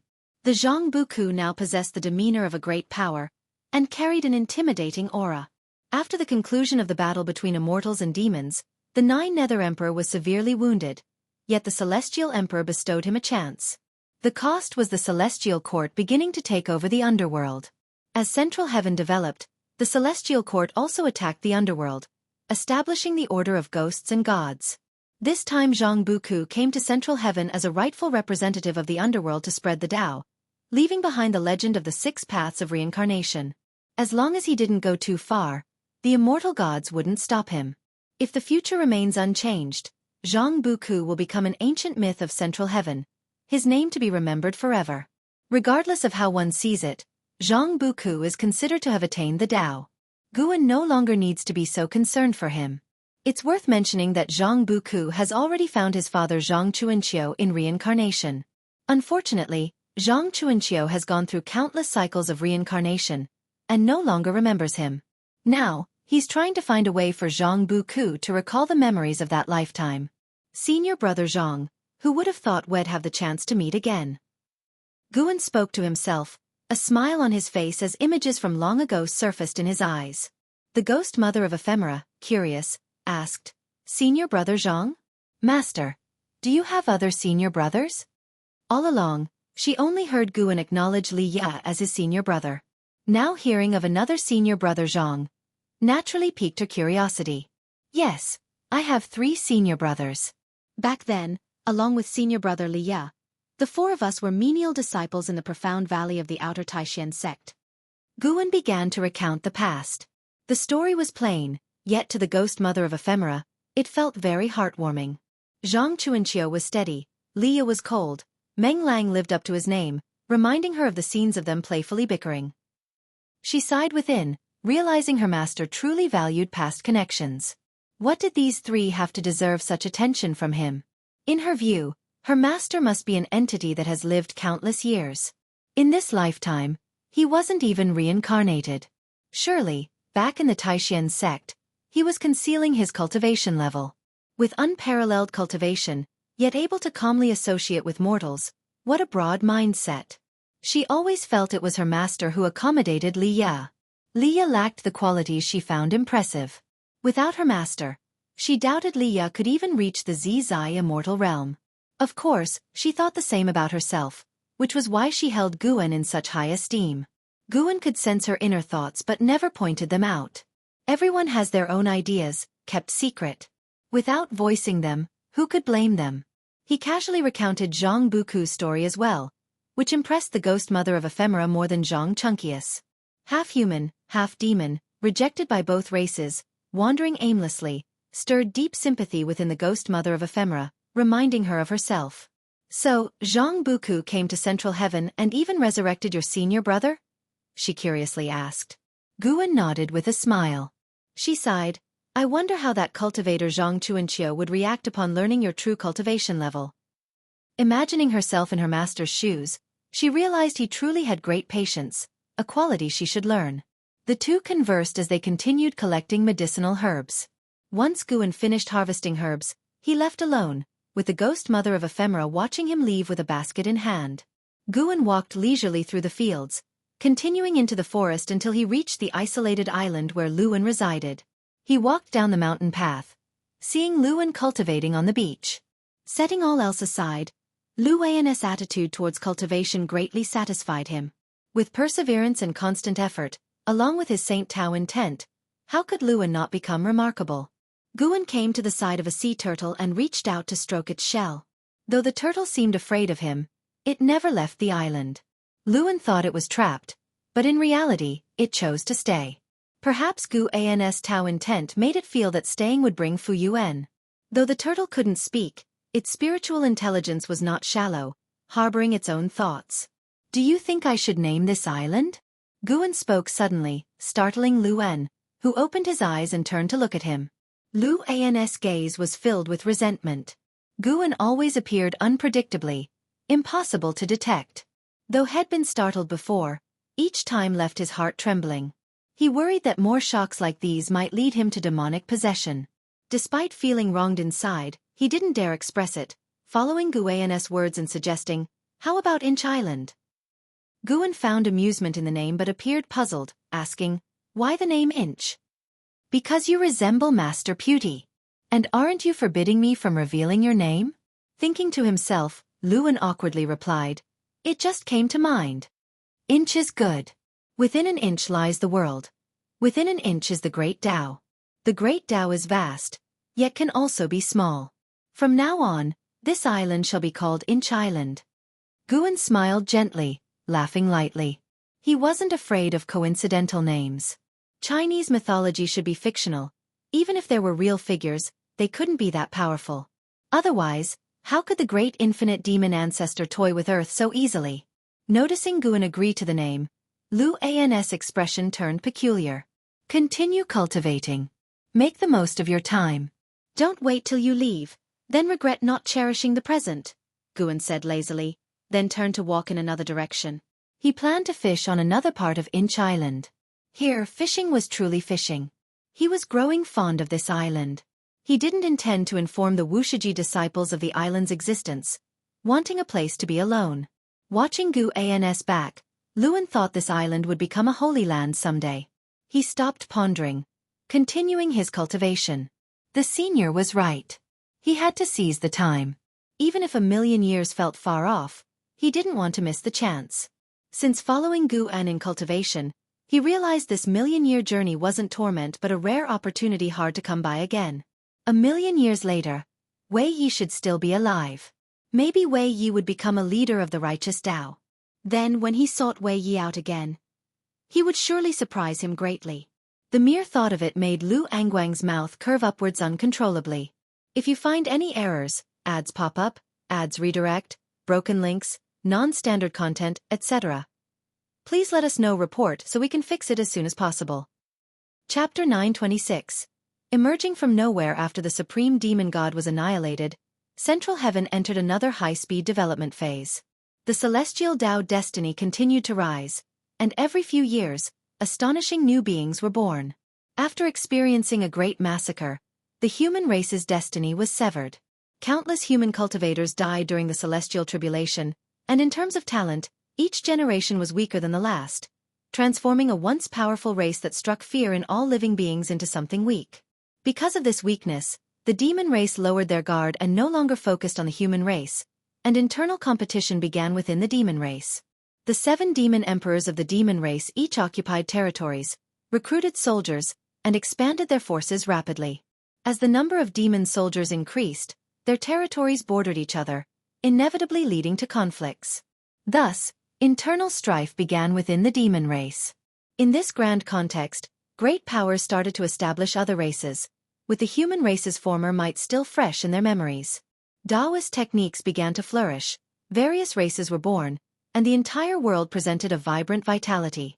Years flew by like a shuttle. The 10,000,000-year period for Luan arrived. Now he had achieved the level of heaven-encompassing free immortal, just one step away from an innate golden immortal. Such a rapid breakthrough speed was indeed swift. Most importantly, his understanding of the Great Tao had surpassed the majority of innate golden immortals. In the future, his path of cultivation would only become smoother. On this day at noon, Luan was summoned to the courtyard by Guan Lu and did not see Guan in the courtyard. He looked at the tightly closed door, his face darkened, having already prepared mentally. He took a deep breath, stood before the door of the pavilion, and paid his respects respectfully. "The 10,000,000-year period is up. You should go back now. Gather your things." Gu An's voice floated out from inside the pavilion, the tone calm. Luan immediately knelt down and kowtowed heavily 3 times towards the pavilion. He raised his head and asked, "If I ascend to Central Heaven in the future, may I visit Inch Island to see you? If you can find it, you can naturally come." Hearing Gu An's words, Luan beamed with a smile. He turned and left, his face full of vigor. After these millions of years of cultivation, he had been completely reborn, not just in cultivation level, but in character as well. After the time of 1 stick of incense, Luan, having packed his belongings, stood in front of his building. Looking at the building that had accompanied him for millions of years, his eyes were full of reluctance. "After you go back, don't be so extreme, don't trust others too easily, and definitely don't stray off the right path." A voice came from behind him. He saw a blue-robed youth with a turtle shell on his back approaching. The youth had a handsome face, fair skin, like a scholar, exuding an elegant aura. He was the timid sea turtle who took human form millions of years ago and became extremely close to Luan Lu and had shared all his experiences with him. Luan turned to the blue-robed youth and laughed. Xuanwu, you better wait for me. The next time we meet, we must settle who's superior. The blue-robed youth called Xuanwu chuckled softly. I can't possibly lose to you since I've always been cultivating with a master. The two exchanged a glance and both laughed with high spirits, their sharpness evident. Suddenly, a black crack appeared behind Luan, and a strong suction pulled him directly inside, causing him to look panicked. Xuanwu saw this scene and couldn't help shaking his head with an amused smile. The master still loved to scare Luan like this. Xuanwu, prepare to go fishing with me. Gu An's voice floated down from the mountain, and Xuanwu's expression instantly changed from relaxed and carefree to one full of flattering smiles. All right, master, I'm coming right away. Xuanwu immediately rushed away quickly. The golden light shimmered in the forest of Inch Island as the sunlight poured down. The ocean stretched endlessly, and Inch Island, like a leaf floating on the sea's surface, seemed so inconspicuous, always at risk of being swallowed by the ocean. After Luan left, Gu An's life became more peaceful. He no longer taught others in cultivation but began to gain enlightenment himself. In the ensuing years, Wuxia disciples were discovered by outsiders for hiding something, and in Zizai, adhering to the rules set by Guan, expelled those disciples who were discovered. Some disciples wanted to leave Wuxia on their own. Having heard too much news from the outside world, they also wanted to venture out for themselves. Every disciple who left Wuxia was personally sent off by Zizai, with the warning to never reveal the cause and effect of Wuxia. Otherwise, no matter where they were, even separated by all heavens, he would clean up the sect. As the Wuxia disciples ventured into the red dust of Central Heaven, the fate of Central Heaven began to show some changes. Such changes were insignificant to the lofty immortal gods. 100 million years became less lengthy for Central Heaven. After 100 million years, the native creatures of Central Heaven achieved the strongest cultivation level of Miaozhen Daluo immortal realm, and Taoist lineages began to rise. After tens of millions of years of evolution, the Wuxia continent remained bustling, but now with fewer Wuxia disciples. Here, mortal generations began to inherit the land while Wuxia disciples were integrated within, always hidden. Mountain of No End was shrouded with immortal mist, inaccessible to mortals, and those who forced their way in would find themselves diverted, unable to enter the Taoist field of the beginningless. Now Central Heaven was fully developed, with new ascenders arriving almost daily, and great powers going to outer heaven. The universe outside Central Heaven could directly connect to chaos, sparking legends of chaos to begin circulating in the human world. On this day, Guan was sitting in the courtyard, playing with a stone, which was one of the original stones of Central Heaven, with a long history. Investigation into it could reveal the heavenly Tao behind Central Heaven. The heavenly Tao was created by the Celestial Emperor, but to Guan, even the Celestial Emperor couldn't see through the entire cause and effect of the heavenly Tao. Perhaps it was because the heavenly Tao originated from Hongmeng. A figure walked into the courtyard, bringing a fragrance. The visitor was none other than Fairy Yaoxian. Fairy Yaoxian remained elegant, as beautiful as a celestial immortal, with an ethereal aura. She approached Guan and turned to look at Shen Zhen, her eyebrows slightly furrowed. Feeling her gaze, Shen Zhen opened his eyes and, seeing her expression, knew what she meant to express. Hence, Shen Zhen nodded to Fairy Yaoxian and then got up to leave, giving the two a space for solitude. Fairy Yaoxian was the mother of sin. Her existence extended across ages. Sometimes, she would guide the second-generation disciples, for whom Shen Zhen had much respect. After Shen Zhen left, Fairy Yaoxian looked at Guan and said, "Recently, a great emperor has emerged in the world, stunning the heavens. He is called the Emperor of Eternal Life. I want to go and see." Guan replied casually, "If you want to go, then go, just don't reveal Wuxi's existence." Fairy Yaoxian stared deeply at him, holding back countless questions in her heart, but ultimately did not ask. She turned to leave. With that turn, thousands of years passed. Thousands of years later, fallen leaves filled the courtyard. Fairy Yaoxian returned, while Guan still sat there, admiring the stone. Shen Zhen saw Fairy Yaoxian return and immediately got up to leave. Fairy Yaoxian came before Guan and said, "That Emperor of Eternal Life looks exactly like him, even his temperament, but I can be sure he is not him. If you find any errors, ads pop up, ads redirect, broken links, non-standard content, etc. Please let us know report so we can fix it as soon as possible. Chapter 927. Slaughtering all Wuxia. Hearing Fairy Yao Xian's words, Guan looked up at her and asked with a smile, "Then what do you think it means to be him?" He was not surprised at Fairy Yao Xian's confusion, for when he inherited the memories of the second life of the Emperor of Eternal Life, he saw Fairy Yao Xian had come to find him. In the memories, Fairy Yao Xian traveled a long distance to listen to him lecturing with other cultivators, and after the lecture, she sought him out. She did not express any feelings, but rather asked some questions, and then left calmly. Now, the person known across Central Heaven as the Emperor of Eternal Life is indeed Guan, merely the Guan in the lifespan reincarnation. Once the lifespan reincarnation ends, the life of the Emperor of Eternal Life begins. As long as Guan does not appear before the Emperor of Eternal Life, this reincarnated life will become true. Fairy Yao Xian looked at Guan but did not answer, only her eyes showed some lingering resentment. Guan tossed the stone in his hand to her and said, "This stone is one of the original stones of Central Heaven, containing the true essence of the heavenly Tao. By scrutinizing it, you may realize the wonders of the great Tao creating the universe and the world.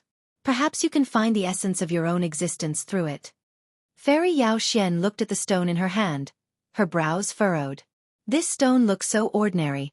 Can it truly help comprehend the heavenly Tao? Guan stood up and said with a smile, "The Emperor of Eternal Life you desire is in your heart. Is that not enough? Originally, you did not live for someone. You also have your own Tao-seeking goals, do you not?" Having said that, Guan stepped forward, brushing past her shoulder. Fairy Yao Xian lowered her head, and after Guan walked out of the courtyard, she clenched the stone tightly in her hand and turned to leave. The Emperor of Eternal Life is renowned throughout the world, his prestige immense, but to Central Heaven, he is not yet the most dazzling existence. As Guan walked down the mountain road, he could hear the name most frequently mentioned by the beings on the continent. A dragon. Dragon Emperor. This was the first dragon born in Central Heaven, born full with the Tai Ching golden immortal realm perfection, its dragon might vast, causing countless races to feel instinctive fear. This dragon also has an associated magical treasure, a dragon spear. Having been born for less than 10,000 years, it crossed into the heaven-opening Daluo immortal realm, achieving Miaozhen Daluo immortal in less than 100,000 years. Compared to Central Heaven's history, it is still very young, but it has already ranked among the top in the world. The Dragon Emperor is very arrogant, having already declared he will become the strongest in Central Heaven. He will challenge each dojo in the world to prove himself. The news spread across the world, reaching this continent as well. Guan, however, is not interested in the Dragon Emperor, for the future of the Dragon Emperor is already within his sight. The Dragon Emperor is destined to yield under the Celestial Court. After ranking in the immortal class, the Dragon Emperor will lose his brilliance, just like those immortal gods, forever a puppet of the heavenly Tao rules, forced to endure even when his descendants are slaughtered. Central Heaven, a land of heroes. Guan finds it quite amusing, as if watching a series of films. Though he will not partake in worldly conflicts, should outsiders attempt to destroy the Wuxia continent, he would strike, for should the disciples be forced to take action, they would undoubtedly expose their cultivation level.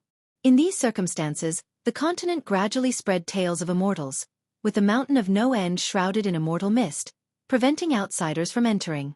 Unconsciously, rumors arose saying an immortal mountain, inhabited by immortals, concealed within the mist. The Wuxia disciples discovered the ancestor protecting the continent, making them more relaxed, for as the Central Heaven spirits grew stronger, they also feared strong enemies invading, forcing them to reveal their true cultivation. With the ancestors' protection, they can exert themselves without worry. Some disciples even started crafting legends of the ancestor. No one dared mention the name of ancestor Master Wuxia, but stories of immortals based on his experiences spread widely across the continent. To date, 3/10 of the disciples have left the continent, and most disciples left of their own will. Guan saw some Wuxia disciples establishing schools, successfully gaining a foothold in Central Heaven. It's worth noting that despite Central Heaven's development to this day, no native being has ascended to immortality, and there will be an even greater conflict in the future. Though the supreme demon god has cast a shadow over Central Heaven, the destruction he brought was not much. The human race flourished despite his ferocity, without any powerful force treating the world as a chessboard for conflict. Tao Emperor, are you finally unable to hold back? Guan muttered to himself, a smile of anticipation appearing on his face. Amidst the vast immortal mist stood a towering peak. At its summit lay a courtyard, where Wuxia, dressed in black, was practicing before a great cauldron. Inside the cauldron were 3 large incense sticks, from which blue smoke rose, swirling above the courtyard. Wuxia frowned deeply, a faint golden pattern appeared on his forehead, and his mana began to escape, with a Dharma aspect manifesting. The Dharma aspect bore a domineering demeanor, radiating an unrivaled aura. Suddenly, a figure appeared next to Wuxia seemingly out of nowhere, placing a hand on his shoulder. Wuxia opened his eyes sharply, the Dharma aspect on his body dissipating instantly. He turned to see Nzazai standing beside him, and his brows relaxed. Nzazai frowned at him and said, "Demonic possession? Your aura just now almost disturbed the continent." Nowadays, the continent is no longer occupied solely by the Wuxia disciples. Although the Mountain of No End has become an immortal name, should there be truly overwhelming aura spreading out, it would certainly invite trouble. Wuxia's eyes flashed with confusion, and he couldn't help but ask, "Did I lose control just now?" "Didn't you notice?" "No, I thought I was in enlightenment. My consciousness had entered the great Tao." "It seems your enlightenment took a wrong path," Nzazai said seriously. In terms of cultivation level, he was currently slightly weaker than Wuxia, but if it came to a fight to the death, he had absolute confidence to defeat Wuxia. Wuxia also thought the same of him, so Wuxia always listened earnestly to his opinions. Wuxia looked up at Nzazai and asked, "Ancestor, can you tell me what happened to me just now?" Nzazai did not conceal anything, explaining everything he saw. After listening, Wuxia raised his hand to touch his forehead, his heart full of doubt. Nzazai looked at him, also feeling a sense of amazement. The ancestor once said that Wuxia hid even greater cause and effect. What could it possibly be? Though Nzazai was curious, he did not inquire, for he was powerless to address it. He hoped Wuxia would find the root by himself. How can a person of great power not understand themselves? Wuxia turned back, closed his eyes, and pondered carefully, while Nzazai quietly guarded by his side. Soon, Wuxia's mind again immersed into the great Tao. His mana once more uncontrolledly overflowed, and a mysterious Dharma aspect began to manifest. Nzazai watched this Dharma aspect, his eyes full of vigilance.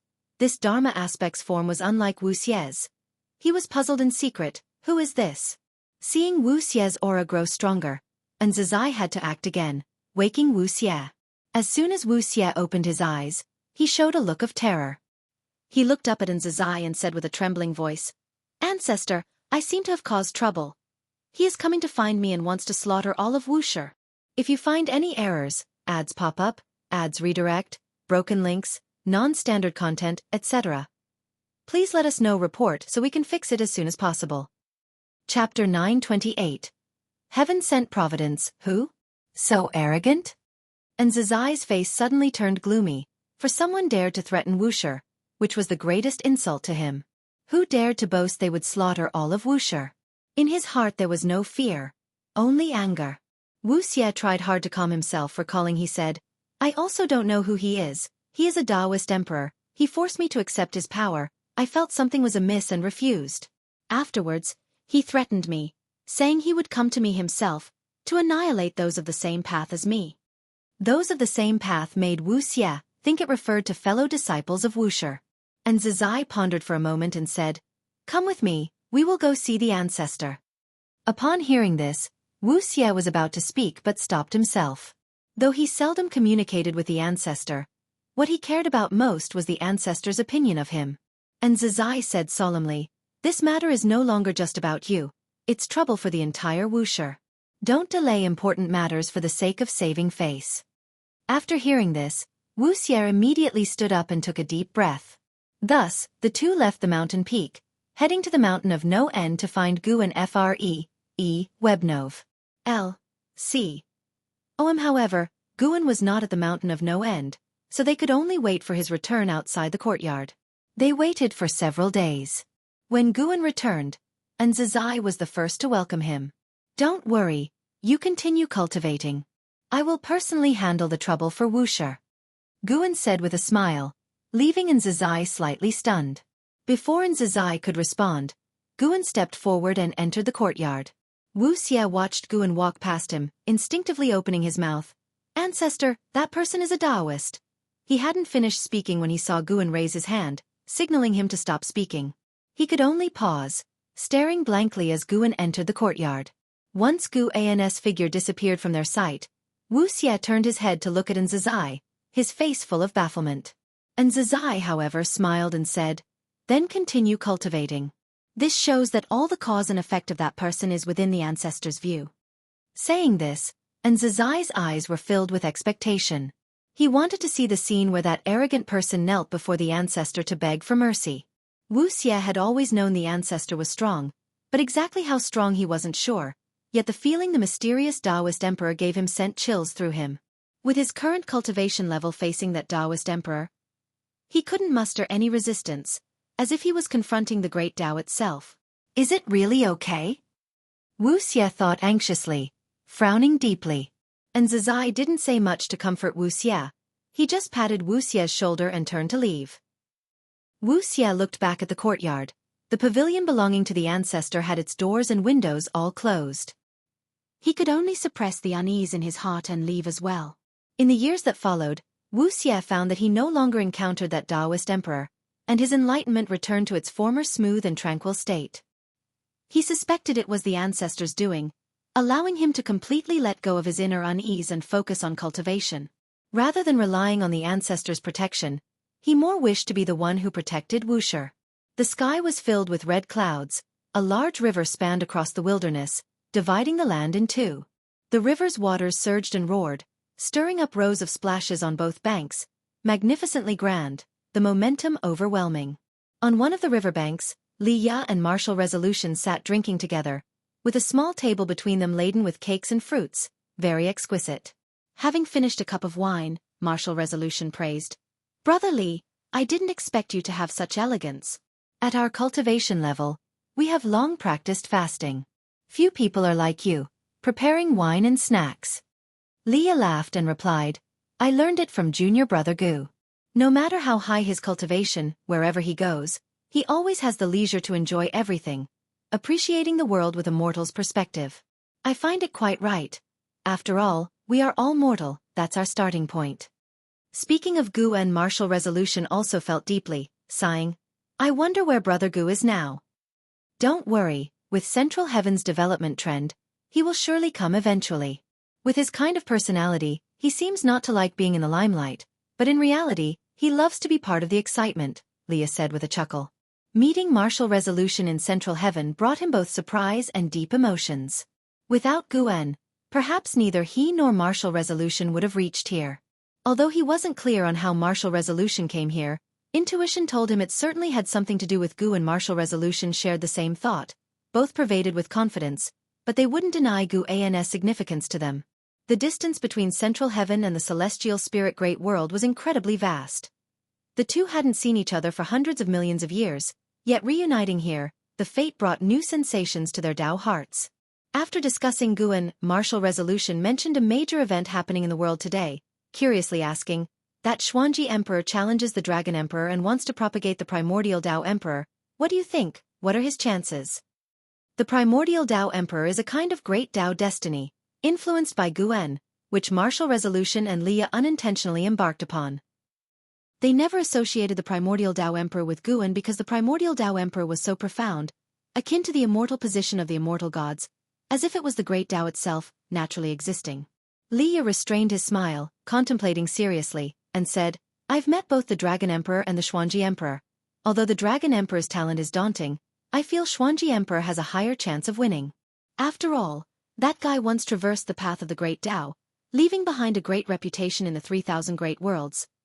His battle experience incomparable to the Dragon Emperor." Martial Resolution nodded and said, "I also hope he can win.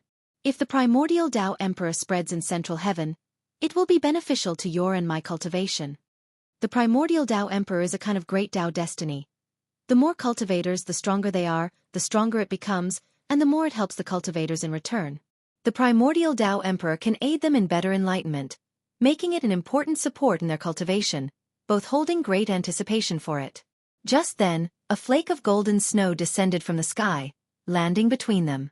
They looked up, discovering a sky filled with red clouds was snowing a golden snow. The golden snow fell on the table, transforming into golden chi and dissipating, soundlessly. Martial Resolution raised an eyebrow. This snow is extraordinary, did you feel it? Leah squinted at the tabletop, where the golden chi left no traces, pondering. It contains the spiritual energy of the Tao origin, it's a great fortune. Both immediately sat cross-legged, beginning to cultivate energy and perceive it. This golden snow fell increasingly heavily, covering all central heaven, with its scope expanding and growing denser. Inch Island. Xuanwu meditated alone on the beach, looking up to feel the golden snow, murmuring, could it be another prodigy is born? Throughout the endless years, celestial phenomena emerged one after another, some terrifying to all beings, some bestowing opportunities upon them, making him accustomed to such events. If you find any errors, ads pop up, ads redirect, broken links, non-standard content, etc., please let us know. Report so we can fix it as soon as possible. Chapter 929. Transcending the Heavenly Tao. The golden snow fell for 7 days and 7 nights. Upon landing, it transformed into mist and dissipated without a trace. No water, no other marks, and the earth remained unchanged, but all living beings between heaven and earth were blessed by its grace. Some beings, through this opportunity, broke through the bottlenecks in their realms that had been stagnant for so long. Some were severely injured, on the brink of death, and were saved by this golden snow. Many others gained insights to create cultivation techniques and divine skills. The myriad creations surging forth in the world made all living beings rejoice, and they were filled with gratitude toward the creator of this miracle. In central heaven, every being bathed in the golden snow knew a name. True Yuan Ancestor. This true Yuan Ancestor did not call out to all living beings, yet this name emerged in their hearts, and they could even glimpse his blurred silhouette. Because of this miracle, the true Yuan Ancestor instantly became the supreme great power in the hearts of all beings. For throughout history, no great power has ever bestowed such a miracle on all living beings. The vast majority of beings believe true Yuan Ancestor to be either an immortal god descending to earth or an outer heaven great power arriving. Central heaven could actually nurture such a great power. Indeed, a talent of primordial, profound, venerable, immortal quality. Guan rested under a tree, a leaf covering his face, whispering softly.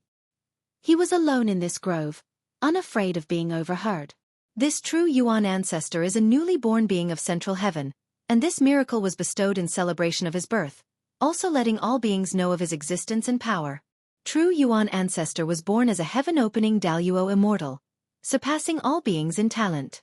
He carried a mission, upholding the will of heaven and earth, and Guan could see a trace of the celestial emperor's will surrounding him. He did not have such talent because of the celestial emperor. Rather, it was his extraordinary talent that attracted the celestial emperor's attention. The celestial emperor was still in a state of reincarnation but could sense any changes in the heavenly Tao if they occurred. Guan lay under the tree, enjoying the quiet environment while observing this true Yuan Ancestor. Due to the celestial emperor's attention, the fate of the true Yuan Ancestor was constantly changing, with various destinies, some good and some bad. Finally, the celestial emperor's indecisive mind was settled, but unfortunately, what was decided for the true Yuan Ancestor was not a path of enlightenment, but a path of abandonment. Guan felt sympathy for the true Yuan Ancestor, but with no personal ties, he would not help him. He pondered the relationship between the celestial emperor and the heavenly Tao, wondering if the celestial emperor had never become a saint because of too deep an obsession.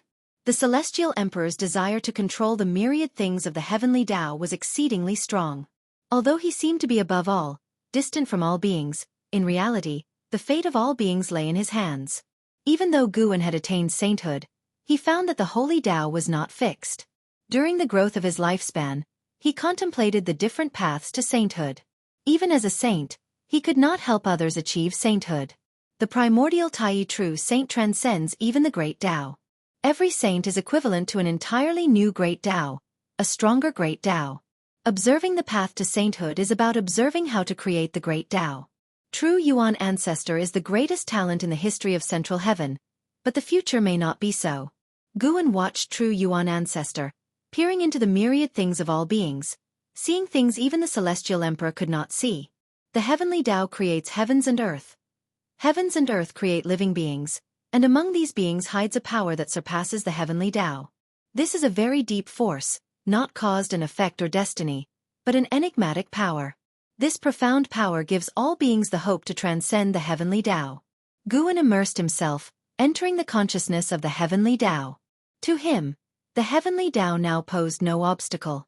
He could enter the heavenly Tao itself, see everything within it, and even access every corner of the heavenly Tao.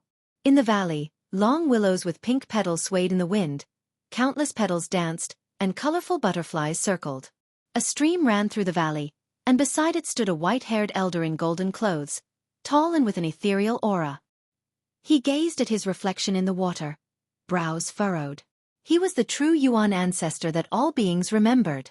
At this moment, the true Yuan ancestor had just taken his first step 7 days ago. He looked at his face, contemplating the meaning of his existence. Heavenly Tao. Heaven and earth. Immortal. His eyes flickered as he muttered softly as if asking himself. In these 7 days, he had consolidated his cultivation level, becoming a true heaven-opening Daluo immortal. But he had received many memories in his mind as if they were innate. He was born with a mission, but he felt a deep resistance to this mission from within. He was filled with curiosity about heaven and earth, and this curiosity broke through all shackles. He understood what a Daluo immortal was, and precisely because of this, he could not accept having any mission, seeing it as a form of bondage.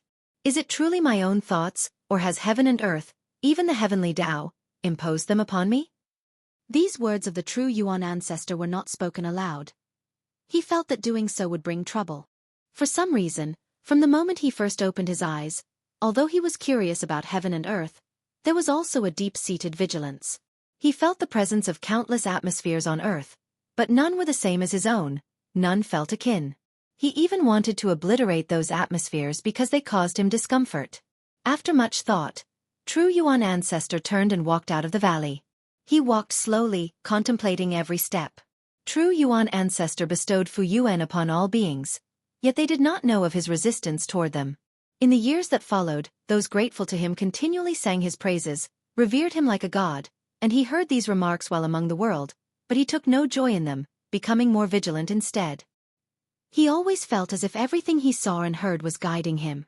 There was a certain force wishing for him to be grateful and compassionate toward those weaker atmospheres, a certain will wanting to determine his thoughts, which made him increasingly uncomfortable. His pace began to quicken, interacting with no other being, as if fleeing from a celestial net. Thousands of years later, he arrived at the ocean.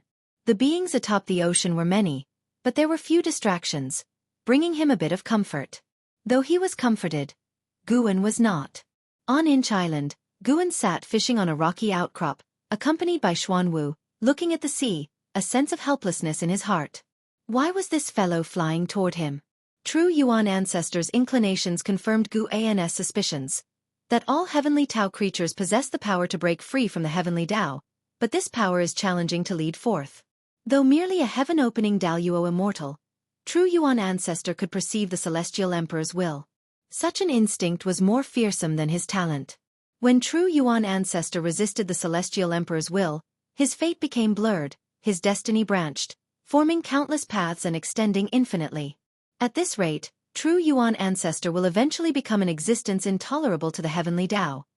He will either transcend the heavenly Tao or face boundless calamity. If you find any errors, ads pop up, ads redirect, broken links, non-standard content, etc., please let us know. Report so we can fix it as soon as possible. Chapter 930. True Yuan ancestors' trial. The summer sun blazed down upon the mountain peak and shrouded in immortal mist. Wuxia stood at the cliff's edge, brow furrowed, his gaze piercing the clouds to look beyond the heavens. Ever since being threatened by that mysterious Taoist emperor, despite the assistance of his ancestors allowing him to cultivate at ease, the matter lingered in his heart. Today he had a strong intuition. That Taoist emperor was coming. The person was descending from the outer heaven of central heaven. An ascender can only appear for the first time within the world itself. Beings coming from outside the world are invariably powerful, capable of conversing with the celestial court as unparalleled great powers. Wuxia pondered how the person would descend. Would they arrive quietly on the Wuxia continent, or come with heavenly might, alarming the all-living beings under heaven? If it were the latter, Wuxia might have a hard time remaining hidden, which was not something Wuxia wished to see. Arriving at central heaven, although Wuxia did not venture out, he could sense the fortune of central heaven. Coupled with the many stories he had heard, he did not wish to be forced to leave before he truly understood Central Heaven firsthand. Wuxia stood on the cliff, lost in thought, the golden lines on his forehead faintly visible, making him appear quite mystical. Freeway novel. Come at the same time. The Wuxia continent welcomed an old acquaintance of Guan, none other than Martial Resolution. Martial Resolution had come to the Wuxia continent by chance. Upon hearing that there were immortals there, he wanted to visit them. Ever since the supreme demon god was exterminated, after witnessing the massacre of the human race, Martial Resolution felt that perhaps the events he saw concealed a greater conspiracy. Why did the immortal gods above not deal with the supreme demon god earlier, but only act after the human race flourished? And the supreme demon god, acting in such an evil manner, knowing that the immortal gods observed humanity, yet remained so ostentatious. Why was the Son of Heaven the one to deal with the supreme demon god? Coming from the 3,000 great worlds, Martial Resolution was well aware of the struggle for the title of Son of Heaven, so the appearance of Emperor Taihao made him very sensitive. He could not understand, so he simply chose not to think about it. He did not want to get involved in worldly matters again, only wanting to pursue the Tao. He had traveled through Central Heaven, visiting many immortals and enlightened beings, benefiting immensely, and he thoroughly enjoyed this journey. As he took his first step onto the Middle Heaven continent, a look of disappointment showed on Martial Resolution's face. The spiritual energy on this continent was somewhat low, and even if there were immortals, their Tao practices were likely not very high. However, since he was here, Martial Resolution would not turn back. Even witnessing the local customs and people here was worthwhile. He proceeded along the mountain path, with an endless ocean behind him and majestic mountains stretching ahead. As he walked, he scanned the area with his divine sense. He was surprised to discover that the cultivation levels of the beings here were generally lower than outside, yet he did not regard this continent with disdain. Rather, it piqued his curiosity even more. Despite the generally weaker beings, they managed to live in harmony, which was not commonly seen. In Central Heaven, the law of the jungle was prevalent, so why hadn't stronger beings come to occupy this land? Although Central Heaven was vast, as more powerful beings arose, the land without a master naturally became scarce.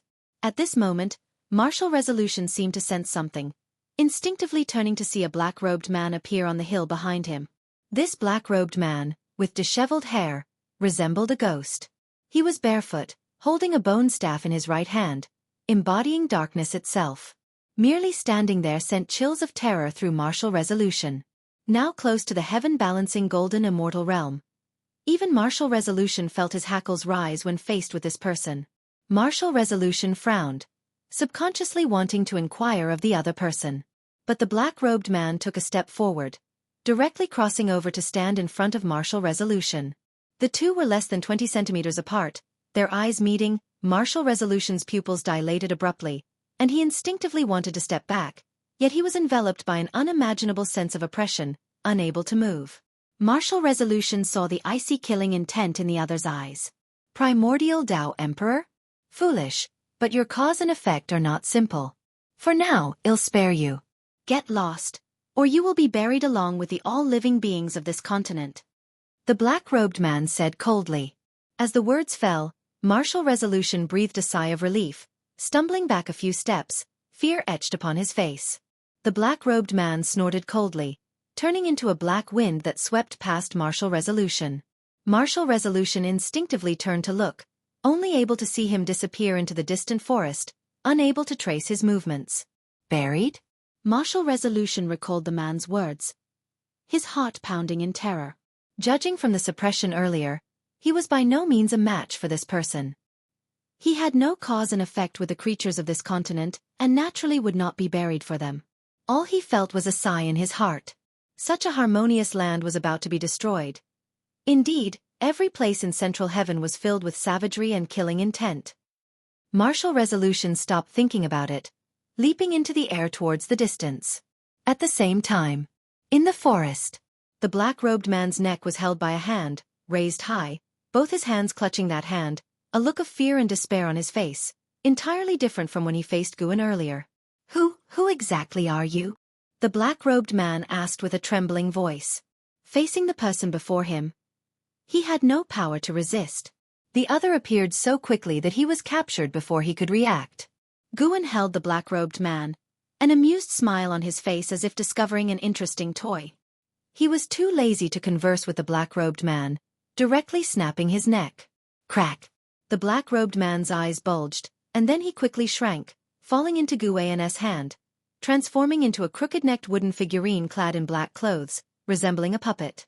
Guan hung this wooden figure on his belt, then turned to leave. As for Martial Resolution's departure, Guan felt no regret. He did not want to meet Martial Resolution just yet.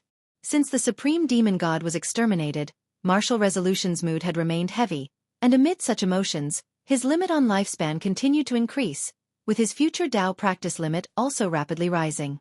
This was Martial Resolution's own fortune. Before he walked out of it himself, Guan would not meet him. After taking 7 steps, Guan arrived at Inch Island. He stood on the cliff of Inch Island, his gaze fixed on the distant ocean. Under his watch, rolling thunderclouds gathered over the ocean, as if a storm was imminent. He smiled, tossing the wooden figure hanging from his waist lightly in that direction. I give you a test to see if you can pass through him. Guan murmured softly. He spoke of the true Yuan ancestor. The true Yuan ancestor had come because he felt that the heavenly Tao suppression was weak here at Inch Mountain, which would undoubtedly bring some trouble to Inch Island.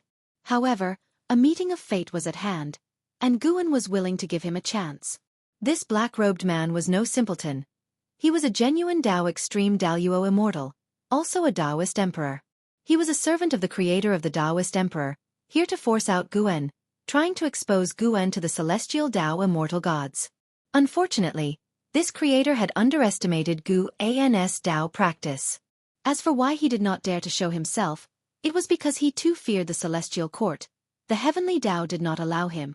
The true Yuan ancestor was merely a heaven-opening Daluo immortal, by no means a match for the Tao Extreme Daluo immortal. So Guan had laid some plans to force that creator to show himself. Guan could directly find that creator, but he hoped even more that the creator would walk before him, to perish in shock and despair, the price for scheming against him. If you find any errors, ads pop up, ads redirect, broken links, non-standard content, etc., please let us know. Report so we can fix it as soon as possible. Chapter 931, Tai Chi Emperor. In the midst of the storm, the true Yuan ancestor walked forward through the air, his white hair flowing in the wind, golden clothes fluttering, his expression resolute, staring straight ahead.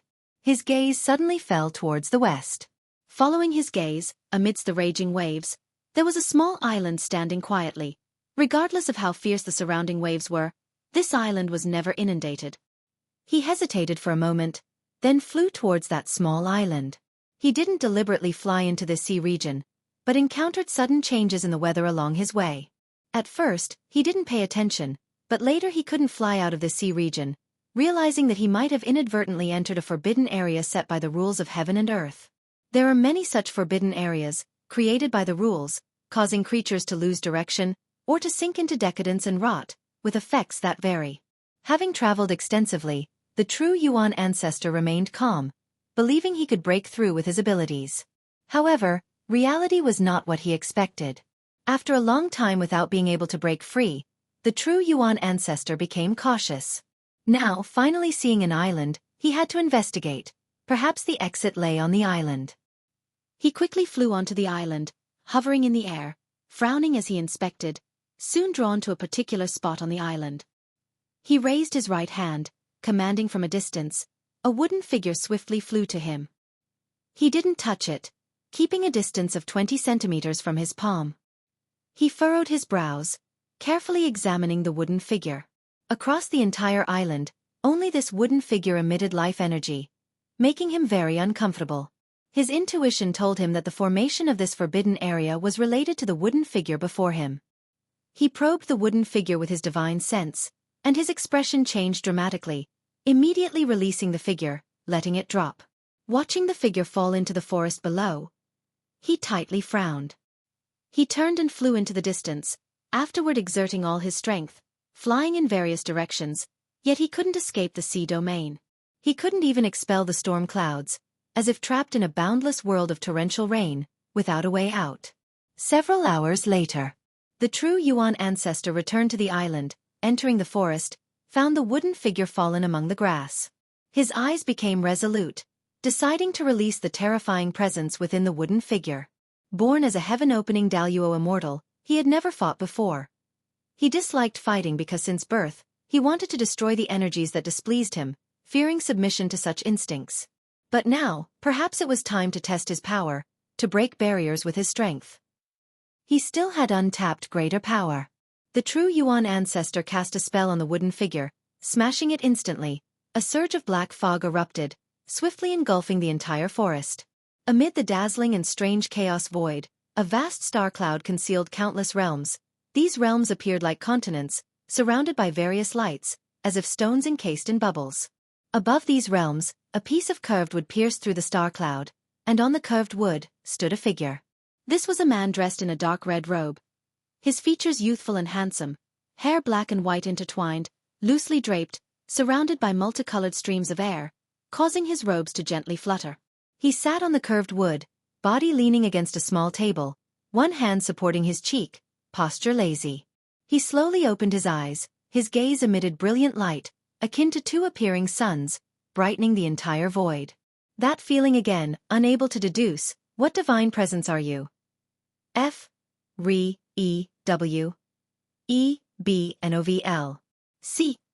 On the man in the red robe murmured, his tone bewildered. He was the presence referred to as the Creation Tao Emperor, with the Tao name Tai Chi. Tai Chi Emperor was born from the heavenly Tao, forced into chaos due to some special reasons. He left behind his great Tao destiny in the heavenly Tao, rooting and sprouting as more cultivators emerged, with his own Tao practice also strengthening. Until one day, he noticed the growth speed of his Tao practice slowing. Through deduction, he discovered a new great Tao destiny emerging within the heavenly Tao, known as Primordial Tao Emperor, puzzling him. Didn't the Celestial Emperor promise only a single great Tao destiny would exist? Due to apprehension about the Celestial Emperor, he could only secretly observe Primordial Tao Emperor. Later, he understood why the Celestial Court allowed Primordial Tao Emperor's existence. Unlike his great Tao Emperor, which strengthened through slaughter and mutual devouring of destiny, his great Tao destiny was utilitarian and aggressive, but Primordial Tao Emperor was purer, not threatening any destiny, compatible with other great Tao destinies. When he saw a great Tao Emperor concurrently cultivating Primordial Tao Emperor, he realized Primordial Tao Emperor was different. Previously, attempts to concurrently cultivate different great Tao destinies failed, with the severe cases falling into demonic possession, dying violently. Due to Primordial Tao Emperor's uniqueness, the great Tao Emperor was fearful. What kind of existence could create such a great Tao destiny? What was its purpose? When some great Tao Emperors began doubting, thinking great Tao Emperor might be inferior to Primordial Tao Emperor, he understood the ambition behind it. He felt he couldn't sit idly by. He dispatched his servant, the Black Desire Emperor, appearing confident but secretly considering Black Desire Emperor as expendable. He hoped to force the existence to reveal itself with Black Desire Emperor's strength. Over countless years, he used the destiny created through great Tao Destiny Emperors to infiltrate the cause and effect of Primordial Tao Emperor, investing years into it. Tai Chi Emperor's gaze turned to the heavenly Tao, reflecting the scene of central heaven in his pupils. He was certain that the source of Primordial Tao Emperor's cause and effect was in central heaven, and the disappearance of the Black Desire Emperor for a while, followed by its reappearance days later, puzzled him. Why didn't the opponent eliminate the Black Desire Emperor? Wasn't Black Desire Emperor strong enough to provoke the opponent? The Black Desire Emperor was Tao Extreme Daluo Immortal. Defeated silently wouldn't be easy. Most puzzling was, why did the Celestial Emperor indulge such a strong presence? He could discern that Primordial Tao Emperor and the Heavenly Tao were unrelated. Definitely not the Celestial Emperor's scheme. Despite the mystery, he wouldn't report to the Celestial Emperor, for he not only sought to destroy Primordial Tao Emperor but also the Celestial Court, where the key lay in eliminating the Celestial Emperor. How powerful was the Celestial Emperor? Tai Chi Emperor lurked within chaos, waiting for an opportunity. As Tai Chi Emperor pondered, his expression subtly changed. That aura, could it be? Tai Chi Emperor showed joy, even suddenly stood up.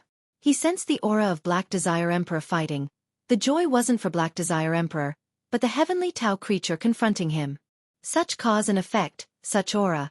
Surely the variable he had always awaited. If you find any errors, ads pop up, ads redirect, broken links, non-standard content, etc., Please let us know report so we can fix it as soon as possible. Chapter 932. The heavenly horse descends. The sun was bright, and the waves continuously crashed onto the beach, sending up rows of white spray. Xuanwu stood on the beach, gazing at the distant thunderclouds, his brow furrowed, eyes filled with worry. Those thunderclouds had appeared years ago and never dispersed, making him increasingly concerned. He had asked Guan, but Guan just told him not to worry. Stop staring at it, just focus on your cultivation. Guan's voice came, startling Xuanwu into quickly withdrawing his gaze and turning to leave. He hated cultivation the most, but he dared not defy his master's orders. Freu. No. Vel. Calm Guan, who was painting in the courtyard, felt rather helpless about Xuanwu's mindset. Unlike the deep-sea dragon carp, Xuanwu had no desire to become strong. In Xuanwu's heart, striving for strength had no meaning. He preferred sleeping. The challenge with Luan before was also forced by Guan hoped they could motivate each other, but it failed. After Luan left, Xuanwu frequently slacked off to sleep. Even when the true Yuan ancestor and the Black Desire Emperor fought nearby, it failed to ignite a diligent spirit in Xuanwu. Though Guan was helpless, he wasn't angry. Everyone has choices, and Xuanwu could make his own. He was painting a scene of the battle between the true Yuan ancestor and the Black Desire Emperor. The Black Desire Emperor looked fierce, while the true Yuan ancestor's back was as steady as Mount Tai. He suppressed the cultivation level of the Black Desire Emperor. As the true Yuan ancestor grew stronger, the restrictions on the Black Desire Emperor weakened, so the battle was very intense, with both sides going all out. The reason he painted here was to wait for another presence. The Tai Chi Emperor of the Creation Tao Emperor. He had already seen all the causes and effects of the Tai Chi Emperor, knew everything about him, and knew that the Tai Chi Emperor would soon descend, ready to capture the true Yuan ancestor. Guan painted while watching the battle, feeling quite leisurely. He now increasingly understood the feelings of the Celestial Emperor. But unlike the Celestial Emperor, he had no such strong desire for control. Even towards his disciples, he never forced them to stay by his side, nor cared for the so-called power. Whinny. Suddenly, a loud whinny echoed across the sky, causing Xuanwu, who was dragging himself towards his cultivation site, to look up. Immediately, his eyes widened as he saw a glorious golden rainbow appear on the distant horizon. On that golden rainbow galloped a magnificent, large white horse. This horse also had a pair of dragon horns on its head, clearly having reached the Tai Ching golden immortal realm, its aura surpassing all creatures in the world, giving him an indescribable sacred feeling, making him have the urge to worship. Guan also looked up and saw a figure standing on the head of that white horse, exuding the aura of an immortal god. This reminded Guan of ancient myths, where the offspring of immortal gods would descend to the lower realm to frolic wantonly, without ill intentions yet bringing disaster to the human world. This immortal god's figure was the offspring of a supreme immortal, riding a heavenly horse from the celestial court, wanting to see the legendary central heaven. The blatantness of this immortal indicated that the celestial court's restrictions on entering and exiting central heaven were beginning to relax, forecasting that more immortal gods would descend in the future, making immortal gods no longer just mythical to the living beings. Xuanwu hurried up the mountain to Guan's side, asking nervously, "Master, what is the origin of that horse?" The heavenly horse had already galloped into the distance, not heading toward Inch Island. As for the sea area where the true Yuan ancestor and Black Desire Emperor battled, Guan had obscured its causes and effects, allowing only the Tai Chi Emperor to feel it. A heavenly horse from the celestial court, many breeds exist. This one is a war horse for battling evil demons, capable of trampling you to death with one hoof. Your turtle shell wouldn't withstand it. Guan said softly, and at the end, he glanced at Xuanwu with a teasing look. Xuanwu tensed up in fright and asked further, "Master, you are so powerful and know so much about immortal gods. Could you be an immortal god from the heavens?" "I am not." "Why not? Why should I be? Is being an immortal god very good?" Guan looked at Xuanwu, asking curiously. Xuanwu felt restless under his gaze, but seeing that it wasn't a scold, he bravely said, "All living beings cultivate immortality to become immortals. Only by being an immortal god can we know why we should become one." Guan chuckled, asking, "Do you want to ascend to immortality?" "Of course I want to. I also want to see the celestial court. If life there is too tense, I can leave." Xuanwu said with a longing expression. The celestial court is not a place you can come and go as you please. and immortal gods may not be as carefree as you imagine. Guan shook his head, smiling wryly. However, he was also curious about the immortal gods. Even though he could see their lives, he contemplated whether he should try it himself. Where is absolute freedom? Xuanwu sighed, his eyes showing a hint of resentment. Guan found it reasonable, nodding. In that case, why don't you quickly go cultivate? His face turned stern, scaring Xuanwu into a shiver, who quickly turned around and ran off. Immortal gods. I wonder if they are interesting. Guan mumbled to himself, redirecting his gaze to the paper before him. He removed the painted paper and replaced it with a new sheet of white paper, preparing to paint the heavenly horse from earlier. Could someone like me also ascend to immortality? Leah kneeled on the ground, looking at the white-haired ancestor meditating under the tree in front, asking in shock. This was the dojo of the white-haired ancestor. Upon martial resolution's recommendation, Leah came to seek immortal fate. The white-haired ancestor sat with a dignified posture, her face serene. She calmly gazed at Leah, saying, "You have accumulated merit over time, and the Taoist lineage you wish to create benefits the development of the heavenly Tao, so you possess the qualifications to ascend to immortality." Leah naturally wanted to ascend to immortality. It was for this reason that he came to Central Heaven, yet he didn't expect to encounter an opportunity with the immortal god so soon, knowing that the white-haired ancestor before him was a bona fide immortal god. But my cultivation level? Leah suppressed his excitement, hesitantly asking. The white-haired ancestor replied, "Whether you can ascend to immortality, cultivation level is the least important. After ascending, you will naturally become stronger, surpassing all living beings." Leah's heart began to race, suddenly unsure of what to say next. However, the white-haired ancestor's tone shifted, and these words quickly disappointed Leah. Indeed, ascending to immortality is not that easy. The white-haired ancestor said, "What you need to do now is continue your previous endeavors. Take in disciples, create your Taoist lineage, travel the world, establish merit, and one day, an immortal official will descend, personally find you, and take you to the celestial court." Immortal official? Leah's hope reignited once more. Just as he was about to inquire further, the white-haired ancestor closed her eyes and said, "Go, you should have already received the answer you sought." Hearing this, Leah gave her one last deep look, then respectfully bowed and stood up to leave. Turning towards the mouth of the valley, Leah's eyes were filled with anticipation and determination. This meeting at least confirmed the path he was to follow was the correct one. If you find any errors, ads pop up, ads redirect, broken links, non-standard content, etc., please let us know. Report so we can fix it as soon as possible.